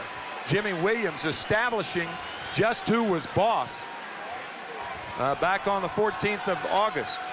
You know, you say, well, that's easy because they are the manager. It's not easy today no, because it really the isn't, players Bobby. make $9 or $10 million more, and they can go directly to the general manager now and overpass the skipper on the field. It's got so many things that they can do. This one hit hard to left field, but Ricky Leday is there and makes the catch for the third out. But the Red Sox take the lead on a 2-run opposite field home run by Mike Stanley and lead it 2-1. Middle of the 6th, and Martinez coming back. Lovely evening here at Yankee Stadium. Andy Pettitte has pitched well, but now he has been bested by Pedro Martínez, who after the home run to Chile Davis has retired 10 in a row, striking out 6. Hit hard by Scott Brocious and speared by O'Leary. Yum Yum made the catch. 1 out. Well, I guarantee you that's what's going through the mind of Martinez on this play right here. Brocious not letting Pedro get ahead of him. He was ready for that fastball, and he hit it hard and lines it. Looked for a moment like Yum Yum was going to let that ball get over his head. But right at the last second, watch this leap, and he times it perfectly. Yum Yum, says Martinez. There have only been 2 balls hit hard by the Yankees. One, Chile Davis's home run, and that line drive by Brocious. The Yankees have had only 2 base runners. Chuck Knobloch led off the game, being hit by a Martinez fastball. He was thrown out trying to steal second. And then the Chile Davis home run. 2 wicked breaking balls to Girardi. 0-2 to Joe.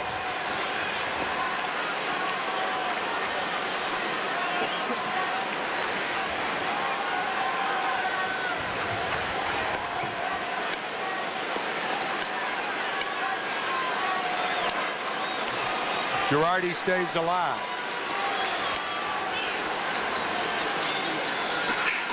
On deck batter, Chuck Knobloch here in the 6th, 2-1. Red Sox on top of the Yankees.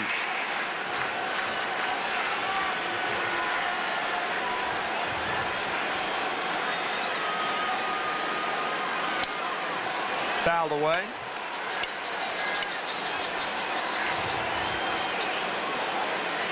Bobby and I talked about it earlier. The last World Championship the Red Sox won, 1918. 81 years ago. They had a pitcher by the name of Babe Ruth on their staff. Just outside, 1 ball, 2 strikes to Girardi. And there have been so many what-ifs. 4 7-game World Series since 1918. 46, Enos Slaughter scoring from first base. Strike 3 call, 9 strikeouts by Joe Girardi.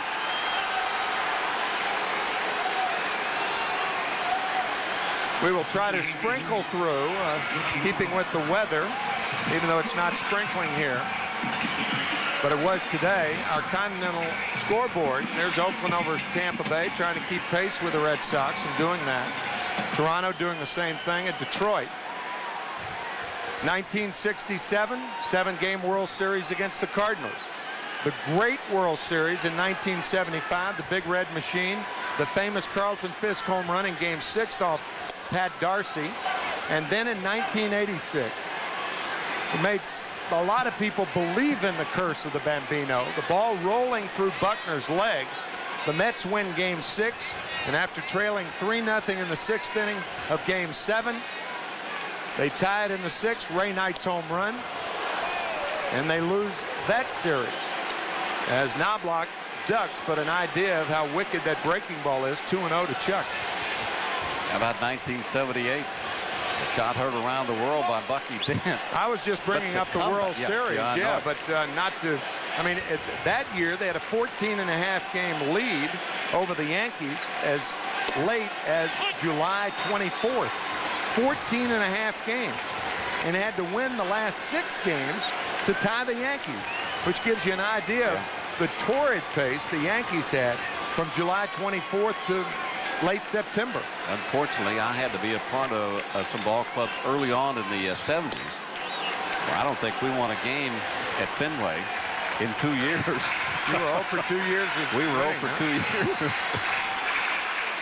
We had chances to win. Of course, Willie and Chris Chambliss experiencing some of those wonderful World Series playoff games and events that took place versus this huge rivalry in baseball. 3-1 to Chuck Knobloch, and he pops it up. Playable for Wilton Barris, the third baseman. 3 up, 3 down once again. So Martinez has retired 13 in a row since the Davis home run. The Yankees trail 2-1. Top of the 7th inning, 2-1 Boston. Wilton Barris, the third baseman, takes a breaking ball from Andy Pettitte outside and low.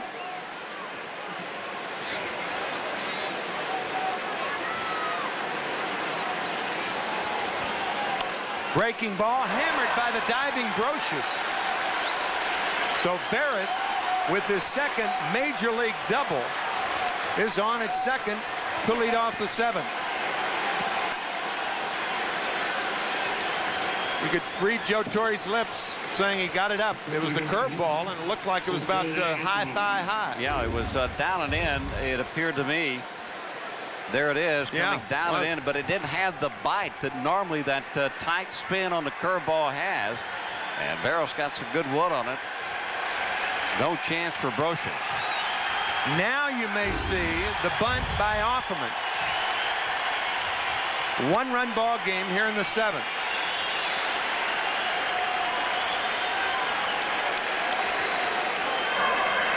He looked like he wanted to bunt. He has 2 sacrifices this year. He takes a fastball low. 1 run for Pedro Martinez is like 5 runs for anybody else. Well, that's true. As Jeff Nelson, Joe Torre realizing that, has Jeff Nelson up and throwing. 1 ball, no strikes now to Offerman.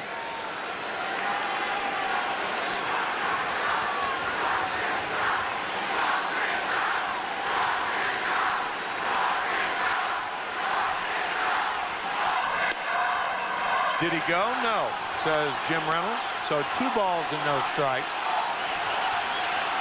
Offerman wants to bunt. Make him bunt. And every pitch, Offerman will look down to Wendell Kim. That pitch up high and outside. Now the count in favor of Offerman. Wants to bunt again. And he takes ball 3. Now Joe Girardi out to talk to Andy Pettitte. Andy cannot find the strike zone in a sacrifice situation. Well, the tendency for a pitcher, knowing that when you're in the bunting situation, the tendency is to try to throw up in the strike zone to get the guy to try to bunt a bad pitch and bunt it up in the air, not let him bunt it on the ground.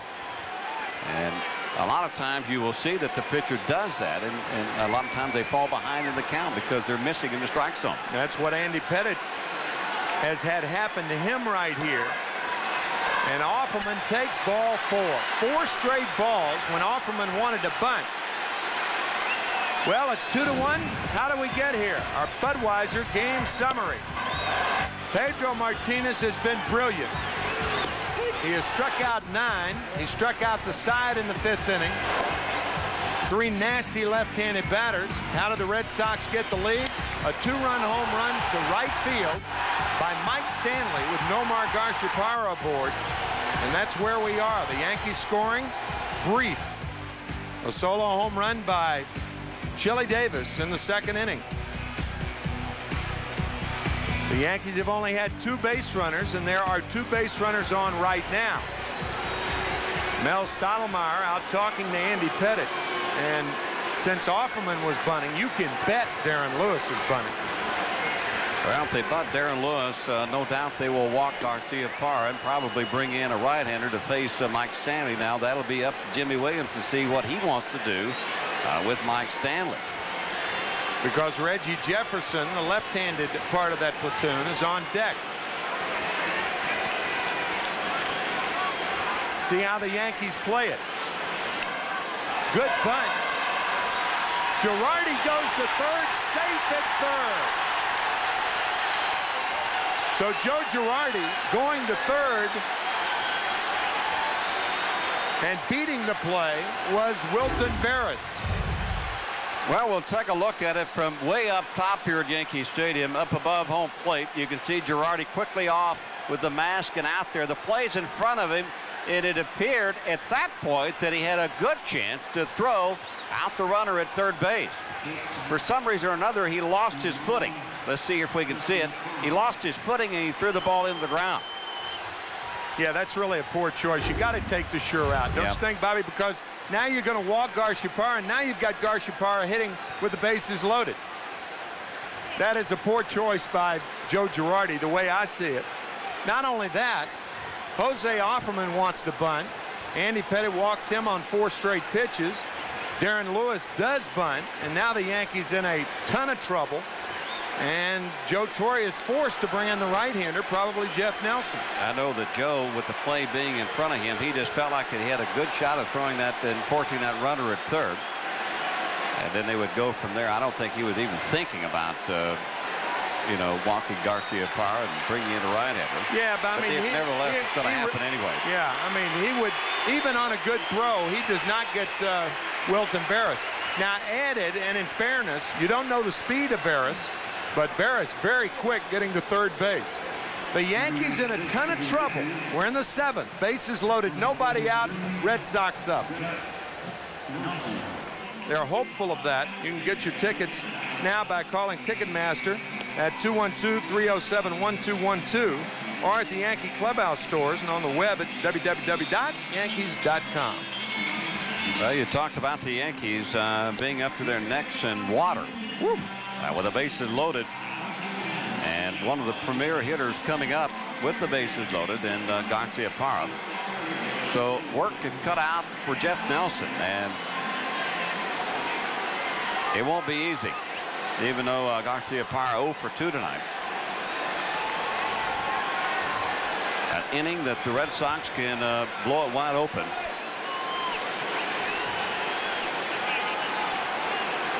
Garciaparra with 2 Grand Slam home runs in 1 game this year.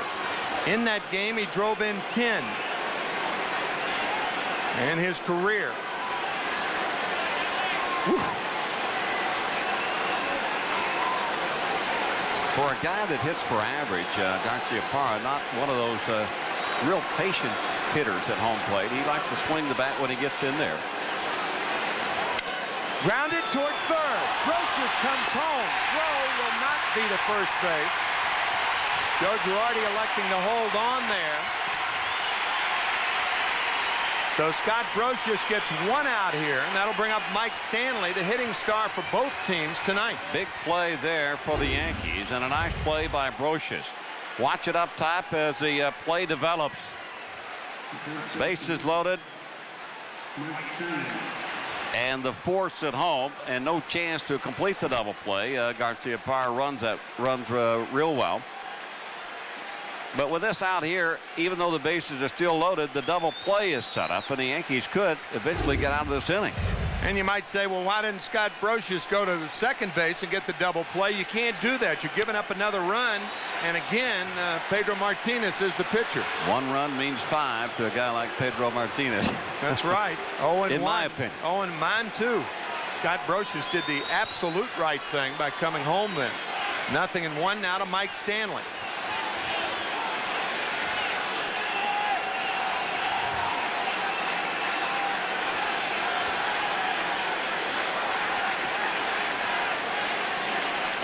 Good breaking ball by Nelson. 0-2 now to Stanley. Something the Yankees have out of their bullpen, in especially situations such as this. They have guys that can strike out hitters, and that's what they need is strikeouts sometimes when they're in this situation. Along with Nelson, Stanton. 1 ball, 2 strikes.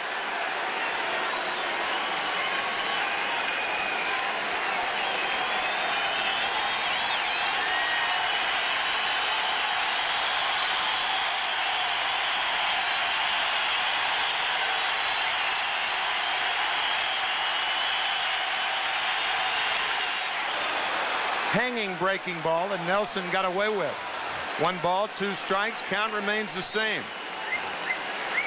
Well, his career is not good versus Nelson. And, of course, Nelson, when he is on, he is extremely tough on right-handed hitters.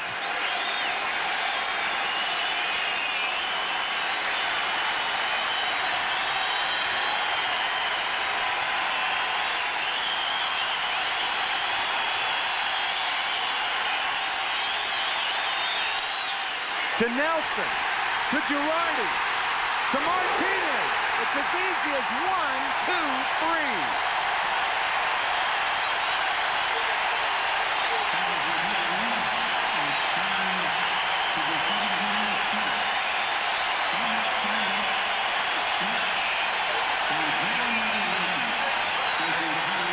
What the Yankees were looking for is the pitcher's best friend is the double play. The break's over. Here's Jeter. Oh, what a big inning for the Yankees. You talk about lifting your spirit.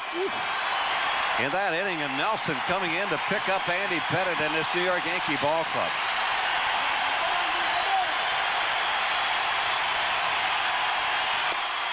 Ball 1 to Jeter. Derek 0 for 2 on the night.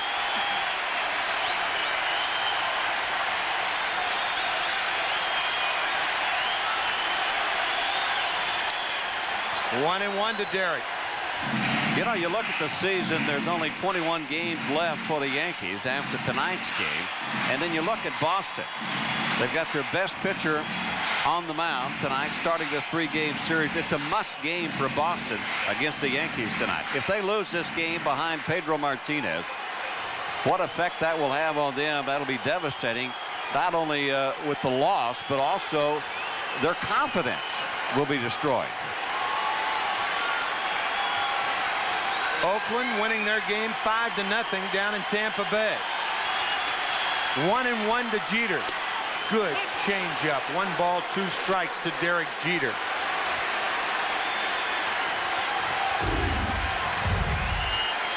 Many angles from underneath sidearm on a changeup on an outside corner. Wow. Up the ladder, Derek fouls it off. 1 ball, 2 strikes to Jeter.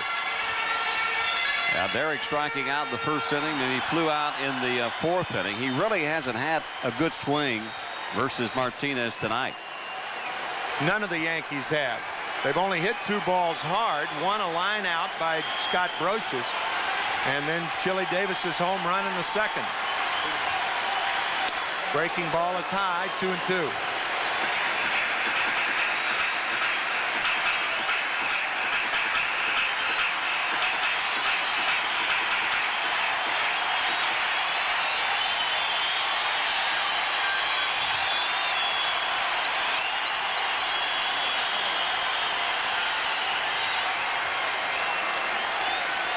No hitter likes to stand at home plate for very long because they are trying to time the pitcher. When the pitcher takes too much time, they step out and start it over again.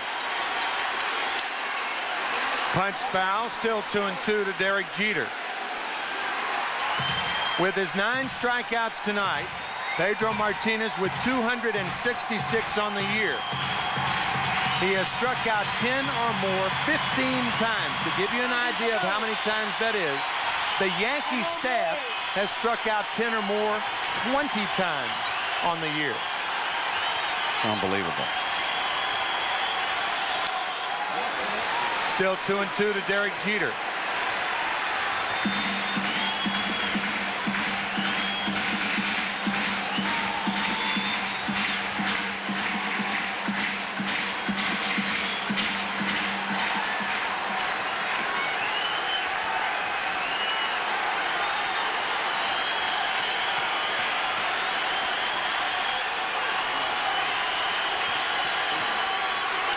Way outside, full count, now to Jeter.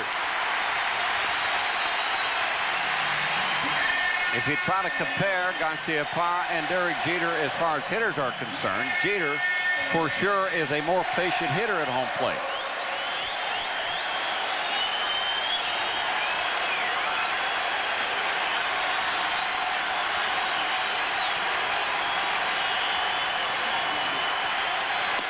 Breaking ball, strike 3.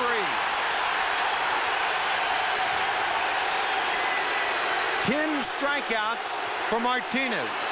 16 times this year, 10 or more. Big strikeout for Pedro Martínez, but a big play for the Yankees as Nelson turns it into a double play. The Yankees get out of that huge inning. In the top of the 7th inning, one more look at it. And you can see Nelly's reaction. And Pettitte obviously very, very happy about that double play. Here's Paul O'Neill. Change up, low, ball 1. 15 in a row. Check that, 14 in a row have been retired by Martinez since the Chile Davis home run. Well, the Yankees are certainly aware of Pedro Martínez and the battle that they were up against when this game started. Every run is a premium. Change up, fouled away, 1-1 to O'Neill. Jeter has yet to find the combination.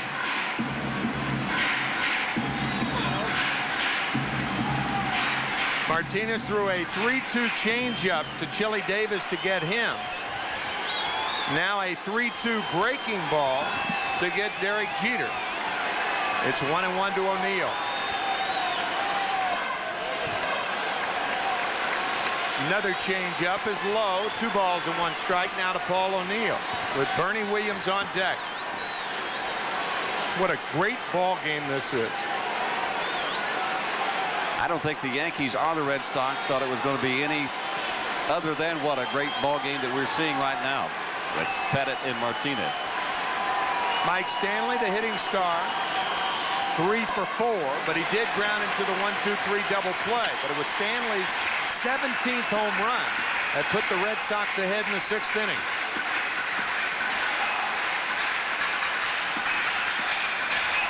Three and 1 now to Paul O'Neill with 1 out and nobody on. Red Sox on top 2-1 here in the 7th. You know, as long as I have been here with this Yankee organization, been a part of it, calling games, playing, that even though the pennant is not on the line, when the Red Sox and the Yankees get together to play a game, it's always exciting. You got about a third of the fans that are here from Boston. They come down from Fenway. And just like when the Yankees go up to Fenway, there's about a third of Yankee fans that go up there to cheer for their ball club.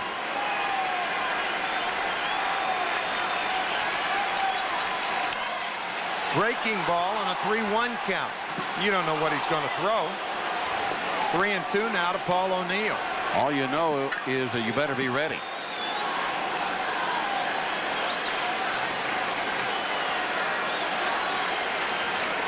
Bernie Williams on deck.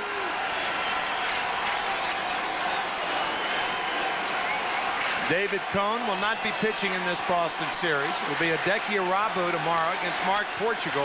Roger Clemens against Brett Saberhagen on Sunday. Full count to O'Neill. Fastball got it. 11 strikeouts for Martinez. 2 outs here in the 7th. Brother. Well, Martinez certainly living up to the billing that he got coming into this game. But his 20 wins and way ahead as far as pitchers' Triple Crown is concerned. And showing domination tonight, just like he did in that All-Star game when he was named the most valuable player.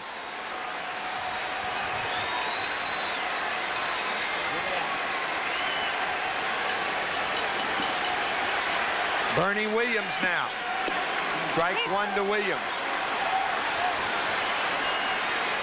Take a look at our General Motors trivia quiz. Who is the only pitcher to win the Cy Young Award in each league?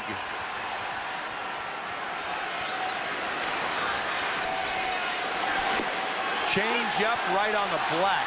0-2 to Bernie Williams. Now we will tell you this, that 2 pitchers have a chance to do that this year. Pedro Martínez, if he wins the Cy Young Award, he's already won it in the National League. Randy Johnson's won it in the American League and is the front runner to win it in the National League. So they would become the second and third pitchers to win the Cy Young Awards in each league. 0-2 to Williams. Breaking ball, got him. Pedro Martínez strikes out Jeter, O'Neill, and now Bernie Williams. Still 2-1, Red Sox. Bobby, a little sample of what the Yankee and Red Sox fans are going to have throughout the weekend, huh? Well, what did you expect? If you were going to tune into this biggest rivalry, that's Brett Saberhagen waiting his turn. It will come up on Sunday against this Yankee ball club. Right now, it's Nelson against Husky. And the Yankees getting out of a huge inning back in the 7th with the bases loaded, nobody out, and the Yankee pitching coming through, allowing no runs in that inning. But the Red Sox still lead at 2-1 here in the top of the 8th. Breaking ball up high. It's a 1-ball, 1-strike count. Well, you got to figure with Troy O'Leary on deck that Nelson surgery during the season, off the disabled list. It always takes a little bit of time for that arm strength to build back up. Hit hard, but Jeter is there. Husky is gone, and there's one out.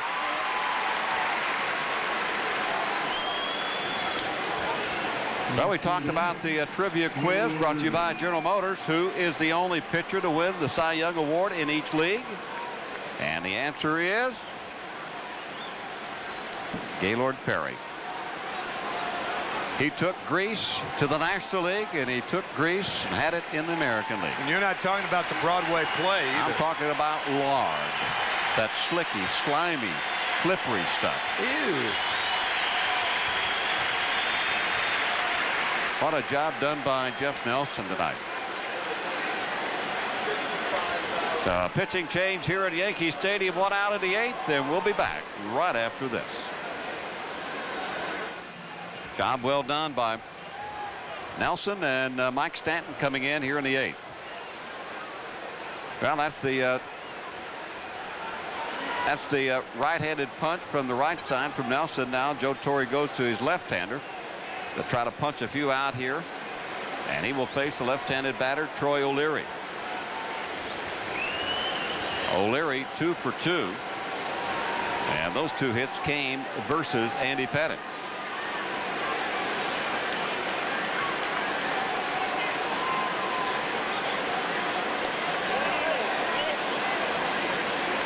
The appeal asked by Derwood Merrill.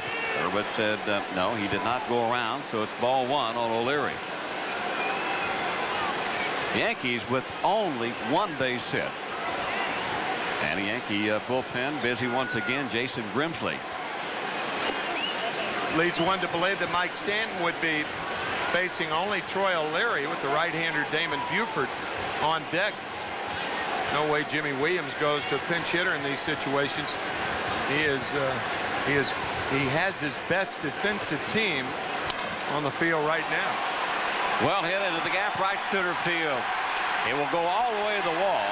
And Troy O'Leary is 3 for 3 tonight. 1 out, a man at second. I would imagine that will be all for Mike Stanton. We'll see how Joe Torre plays it. Troy O'Leary now 3 for 3. So Stanley with 3 hits. O'Leary with 3 hits. Good piece of hitting there. That ball outside part of the plate around the knees, and he yanked it in the right center field. For a guy that used to be a platoon player, all 3 hits coming off of left-handers. Damon Buford now stepping in. Struck out. Grounded out. And flied out. So he is 0 for 3. But a chance to knock in another run for Boston. And the breaking ball up high, ball 1. Jason Varitek waits on deck.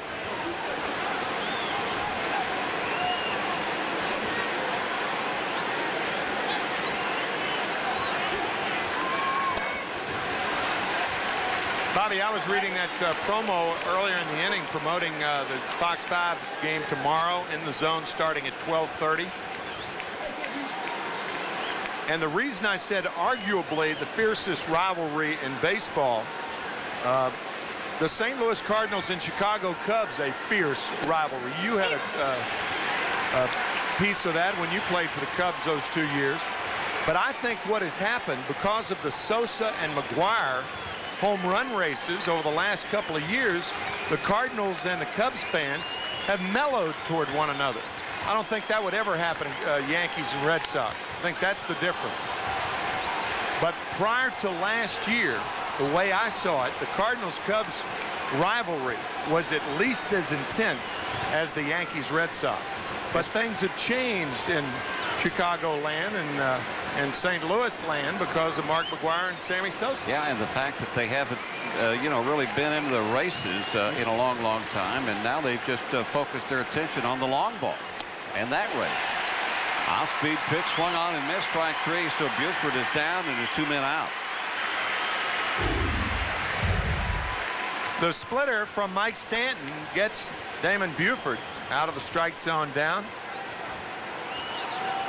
Well, realistically, you talk about the Cubs and the Cardinals. They say that would be a turnpike series. There is realistic expectations here in New York that there could be, for the first time, a subway series. Certainly the best time for that to happen since the inception of the Mets. The Mets are 3.5 games in front of the Cincinnati Reds in the wild card standing. Mets are the second best record in the National League. Pettitte takes one in there for a call strike, and even though the token has gone up, it costs a little bit more for that subway series, nobody really cares. Do you have hard facts? What is the token now? About $1.50? About $1.50 as opposed to 15 cents or so? I don't know. Bill Webb, our director, said $12,000 or 1 pair of Ken Griffey Jr. sunglasses. Prototype. Whichever comes first. Well, right now it's no balls, it's 2 strikes to Pettitte. Pettitte, of course, a switch hitter, gets a chance to bat right-handed. Popped him up. So the Yankees will get out of this inning with a man at second. Boston does not score. But it's not easy. Red Sox in front by 1, but Pedro still on the mound. MLB at Home is presented by Blue Emu Maximum Pain Relief. Works fast and you won't stink. The official pain relief cream of Major League Baseball. Yankees running out of time here in the bottom of the 8th, behind by 1 run. This copyrighted telecast is authorized under rights granted by the New York Yankees solely for the private non-commercial use of our audience. Any publication, reproduction, retransmission, or the use of the pictures, descriptions, and accounts of this game without the express written consent of the New York Yankees and WNYW Fox 5 is prohibited.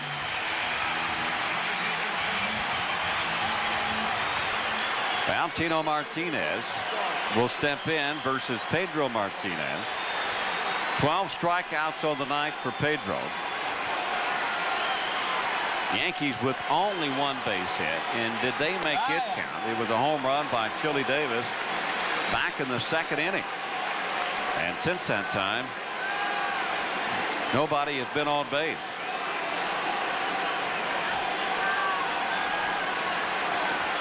Chile awaits on deck. And Tino 1 for 2 tonight. Check that 0 for 2 with a strikeout. Now he is in front, 2 balls and no strikes. Tino looking for something to yank right here. He does get a board. Clay Bellinger will be the pinch runner in all probability. Or maybe for Chile Davis. Popped him up, got in on the hands. And in foul territory, Mike Stanley takes care of it. 1 gone. Well, let's take a look at some National League scores on our Continental scoreboard. Florida losing to Cincinnati 4-2. Talking about Chicago and St. Louis. Chicago beating Houston 4-1. That's in the 8th inning. At Colorado 8-3. Jimmy Leyland has announced that he is retiring at the end of this year. What a surprise. Of course, we were out at Anaheim in our last game when Terry Collins all of a sudden resigned as manager of the Anaheim Angels. Took everybody by surprise. Well, did it? After losing 9 in a row, did it? Yeah. Only that he had gotten an extension to his contract. Yeah, but you know, extensions, the way I look at it, they don't mean that much anymore. Chile hits one hard, but it curves foul. Because if he hadn't resigned, he was going to be fired at the end of the year, wouldn't you think? Well, it's better to be fired with a contract still in place because you get paid. If you resign, you don't get paid. Well, I would imagine they made some agreement with Terry. I would think. I mean, don't you? Wouldn't you think? Sure. Yeah, I don't think he walked away from the money. I can see Jim Leland doing that. I think Jim Leland's better off than Terry Collins from a financial standpoint. Don't you think? I don't think he forfeited any pay. I mean, that's just my thought about that. Well, you're probably right. We heard part of the press conference for Terry Collins, and he said that I tried to do everything I could. I tried to kick them in the butt. I tried to be nice to them. I tried to do this, do that. Nothing worked. Thought about it in Cleveland. I took to the streets and walked around a little bit and decided it was the best thing to do. Chile couldn't hold up. Another strikeout for Martinez. 13 tonight. And the Yankees have 2 outs here in the 8th. A breaking ball to Chile Davis out of the strike zone, but you're right, Bobby. Chile could not hold up.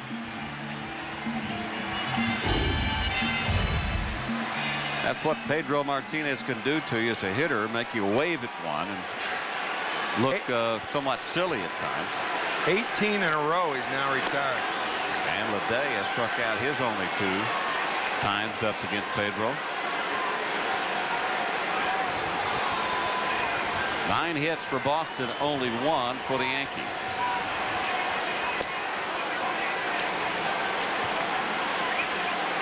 And keep in mind, folks, the Yankees they're not as good a hitting team as they were last year, but still a very, very potent offense against right-handed pitching. And not a strikeout ball club. No. A ball club that's very patient and normally puts the ball in play.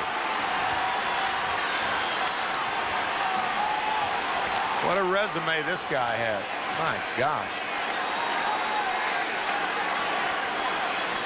Well, the anointed hero to replace Roger Clemens up in Boston.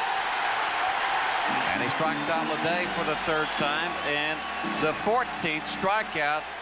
And the K corner is certainly happy here at Yankee Stadium. Boston leads it 2-1. Excuse me, are you Johnny Bench? Yes. Would you mind signing this? Sure. And this. And this. And this. And this. Blue Emu, official partner of Major League Baseball. Well, we're already into the top of the 9th inning because of that guy right there, Pedro Martinez, and he has the lead for Boston. 1 run. The Yankees need to get at least a tie up this Red Sox ball club.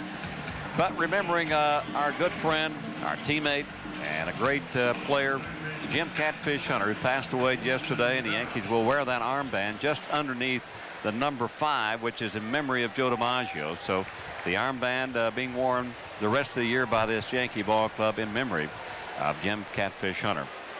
We also want to remind you that if you would like to do something, donations to the Jim Catfish Hunter ALS Foundation, P.O. Box 47, Hertford, North Carolina 27944 is the zip there. Barras sends one out into right field. Long run for O'Neill, and he can't come up with it. Nice try. It goes all the way to the wall. Barras may try for a 3. He will, and he'll make it.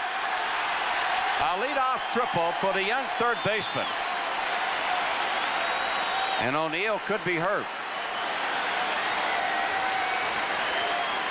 Joe Torre looking on. Paul O'Neill slipping on that wet turf.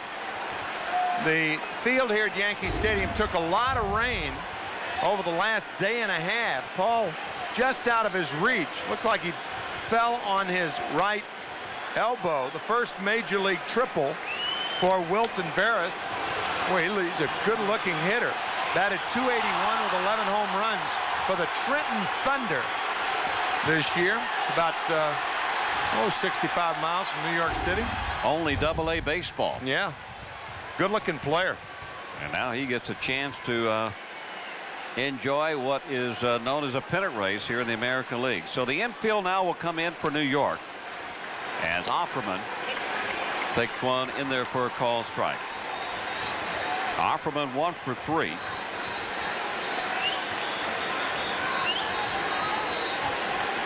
Yankees got out of one jam back in the 7th inning. Can they do it again here in the top of the 9th?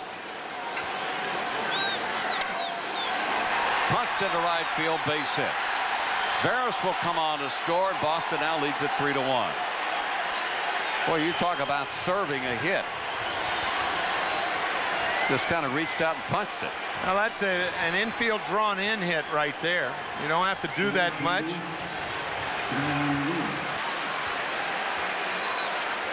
And that looks like it's going to be all for Mike Stanton. That's what Bobby was talking about. Flat-footed, just punches it to right field. So a very, very big run for the Red Sox here in the 9th inning. So Stanton will leave. Another pitching change as Grimsley comes in. Stay with us. Well, here in the 9th inning, the Yankees go to their 4th pitcher tonight as Jason Grimsley will come in. A man on, still nobody out. 3-1 Boston leads it. Bobby, it's not very often that, of course, we'll take a look first. The Yankees versus against the best teams in the American League, all teams with winning records, and the only team against whom they have the losing record, the Boston Red Sox. But it's hard to believe that you're trailing a team in hits by 10 in the 9th inning and still in the ball game. Still have a chance to win. Yeah. Good point. Well, the Yankees, I think that's the reason that they've used so many pitchers. They're trying to keep this in check if they can. Maybe a walk and a blast in the 9th inning. I think the Red Sox have to think about a hit and run right here. Darren Lewis puts a bat on the ball. He hits the ball well to the right side. If you walk Lewis, or if he sacrifices, I beg your pardon, then you're going to walk Garciaparra. I think Yankees should look for the hit and run right here. Offerman with good speed at first base. Lewis squared around like he was bunting. If the bunt was on, Jimmy Williams may take it off right here. I don't think the bunt's the right play right here. I'd rather take my chances if you do have a fielder's choice, and Lewis is a tough guy to double up. You got Garciaparra up there. You don't want to take the bat out of his hands. I think you played aggressively here. Well, you certainly have room to work with Pedro Martínez out of the mound and a 2-run lead. Sure. Take more chances. Yeah. He squared around again and pulled it back in time. Now it's 2 balls and no strikes. Well, Jimmy Williams is no stranger to good pitching, as he was the third base coach for Bobby Cox and those Atlanta Braves for many, many years before taking over this job.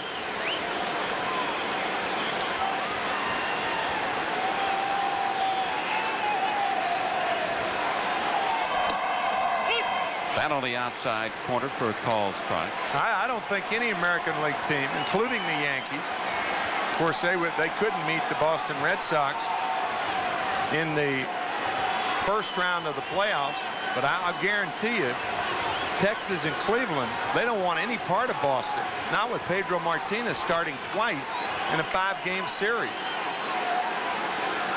Of course, that was the case last year. Martínez started game 1 against Cleveland, and Boston won that game. But then there was talk in New England, of course, as there would be with the rabid following of the Red Sox. You got to start Martínez in game 4.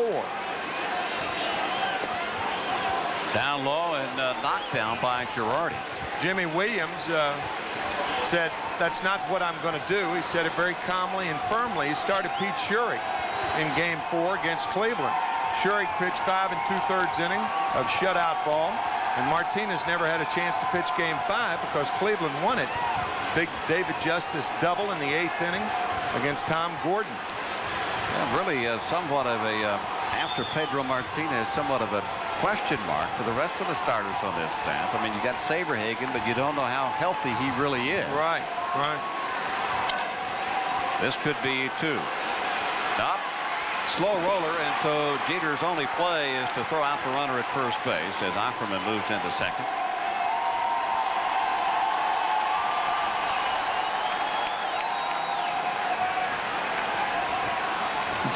some more scores on our Continental scoreboard in the American League. Oakland 7-2. That is a final now over Tampa Bay.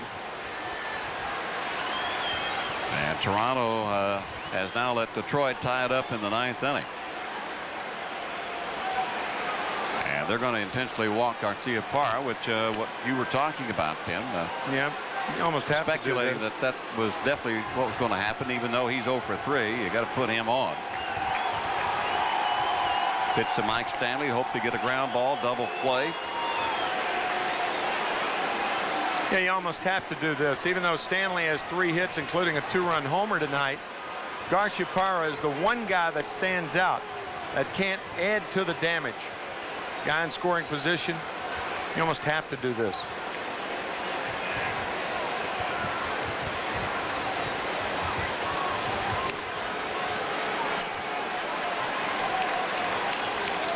So Garcia-Parra will move down to first base. That'll set up the double play. But of course, the guy coming to the plate now is Mike Stanley. He has done big damage to New York. 2-run home run tonight, his 17th of the year. And coming back in the 6th inning, he is 3 for 4. He's got a single, a double, and a home run. If he could somehow triple here, he'd have a cycle. He's not going to hit a triple. Well, let me just check out how many triples he's hit. 0. Okay, thank you.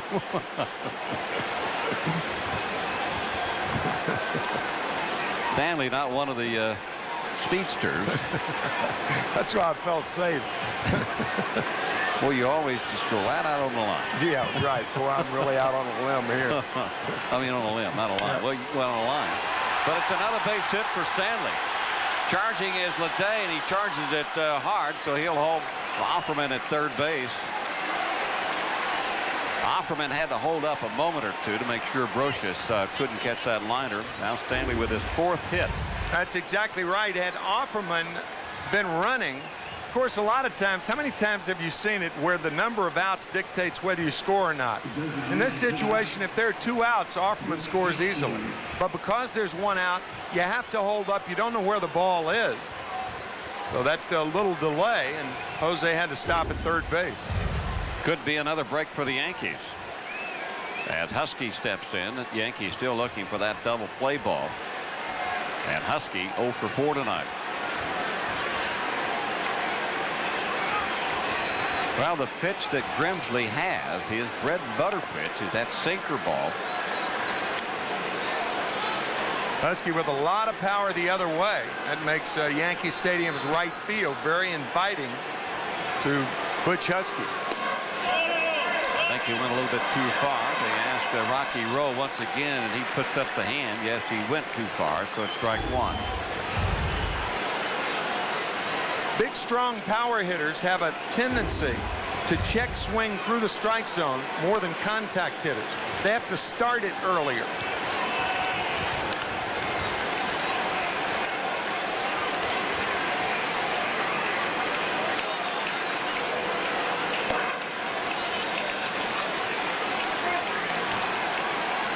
Well, bases are full. That's Offerman.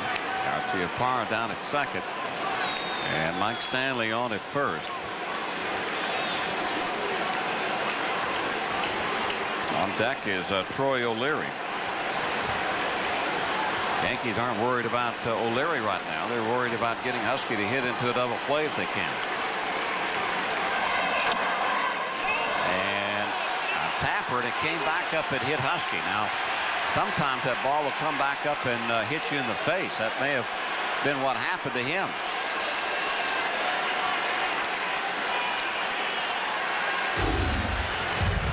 Well, let's see where it hit Butch. Looked like it hit the plate. Then came up and hit him. Oh boy, right in perhaps in the Adam's apple. Yeah. Boy, you could tell that he was hit in the throat. He immediately goes down. Man, oh, right on the chin he's pointing now. Yeah, well, that's all right. I'll tell you, direct shots to the Adam's apple are frightening. I had one in 1979. It does not appear that that Butch hit the Adam's apple. That's what you really worry about. Take one more listen to it. This is natural speed.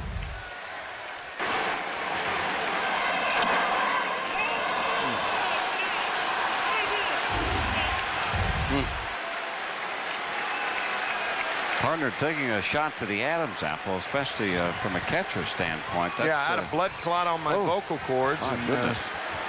It unfortunately broke up by itself, but they had a strange looking instrument. They were going to have to do it for me if it didn't. And it was, I've never had such pain. Blood clot on the vocal cords. It's not a lot of fun. Well, Husky appears to be all right. The blow on the chin, not right in the Adam's apple.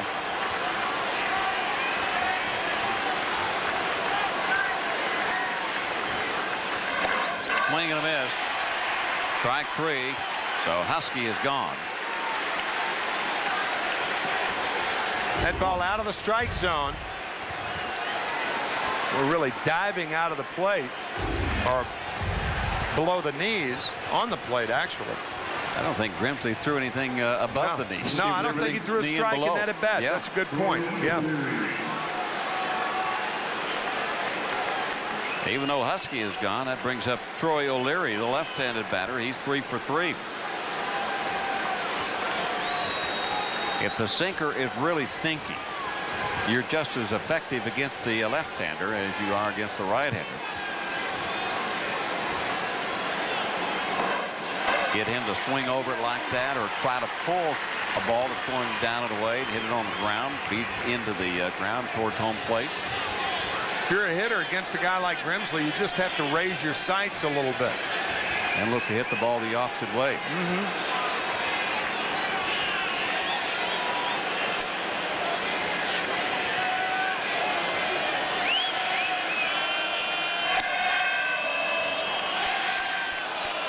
A ball and a strike to O'Leary.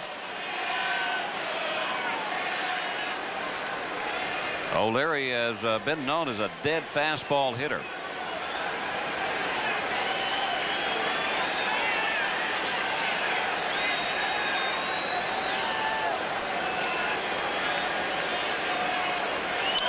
Hits it hard, and Knobloch is there, though. They force the runner at second. So Jason Grimsley comes in and does a fine job. But the Yankees, talk about job. They've got a big job ahead of them. Bottom of the ninth coming up, behind by 2. Bottom of the ninth inning, 55,239 trying to help out the Yankees come up with 2 runs to at least tie it here in the ninth inning. Darryl Strawberry comes out on deck, so he will pinch hit for Girardi. Both of those certainly could happen here in 1999. I know one for sure. No balls and 2 strikes for Roches. Maybe Sosa hit 71. I don't know if did you see that sign? It said Martinez, Cy Young in 99 and Sosa 71 in 99. I certainly did. One of those is going to happen. That guy right there got it locked up. 14 strikeouts on the night. 1 hit, a home run by Chile Davis back in the 2nd inning. He couldn't hold up. Roches is gone.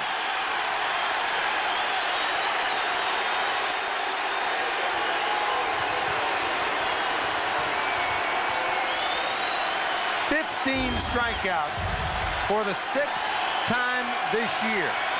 The last guy to do that, to strike out 15 or more 6 times in a season, Nolan Ryan back in 1974. Dominating. Man. Big hand is for Darryl Strawberry. Strawman with a monstrous home run in Anaheim.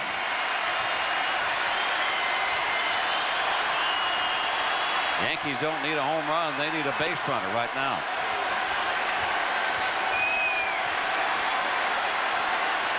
In Strawberry's last game, he was 2 for 3.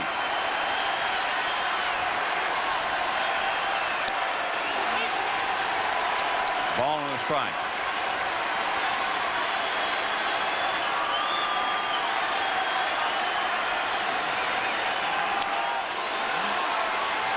You talk about difficult, sitting on the bench for almost 3 hours and then having to pinch hit in the 9th inning against a guy like Martinez. Yeah, wow.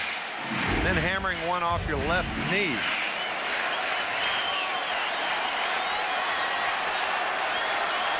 Like Pedro has been most of this game in front of a Yankee hitter. 1 ball and 2 strikes. Swing and a miss, strike 3. 16 strikeouts, matches his high for 1998. Check that, 1999.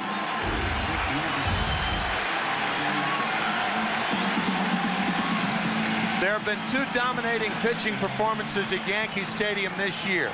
The perfect game by David Cone on July 18th and tonight. And tonight, in my view, equals what David Cone did on July 18th. I know you can't say, what do you mean, man? The guy pitched a perfect game. But what Martinez has done tonight is equally impressive. He has struck out 11 out of the last 13 Yankee hitters. And he's in front of Knobloch 0-1. Vying for win number 21.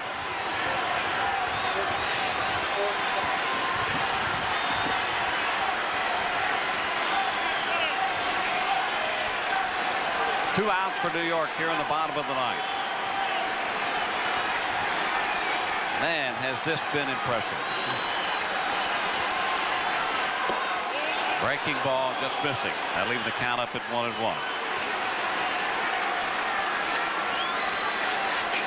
Jimmy Williams, the skipper. Bernie Williams on the other side, contemplating on what has happened to this ball club tonight.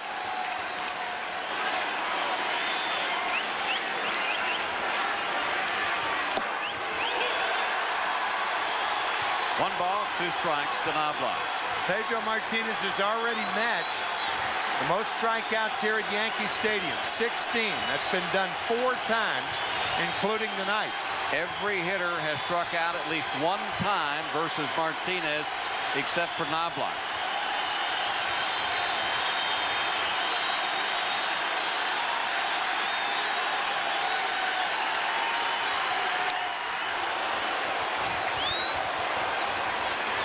That little check swing will wake up the press. I'd like to correct what I just said. Ron Guidry did have 18 strikeouts here. I just caught the last part of the PA announcer saying, or Rick Cerrone, I guess, saying over the PA address, public address, PA address. No such thing, is it? PA address. PA system. Forget about it. Yeah, system. So that's the 2nd most here at Yankee Stadium. Another strikeout, and that will create a high for Pedro Martinez with 17 strikeouts. In 1999. You talk about domination. He allowed only 1 base hit, a home run by Chile Davis in the 2nd inning, and from that point on, he got mad. 22 in a row retired to finish the game. 22 in a row to win his 21st. He struck out 12 of the last 15 batters the Yankees sent to home plate. Boy, even David Cone, you can see that look of, man, that was something. Starting pitcher, announcers, fans, you got to love what you saw here tonight as Chuck Knobloch goes for the high fastball. Strikeout number 17 for Pedro Martinez.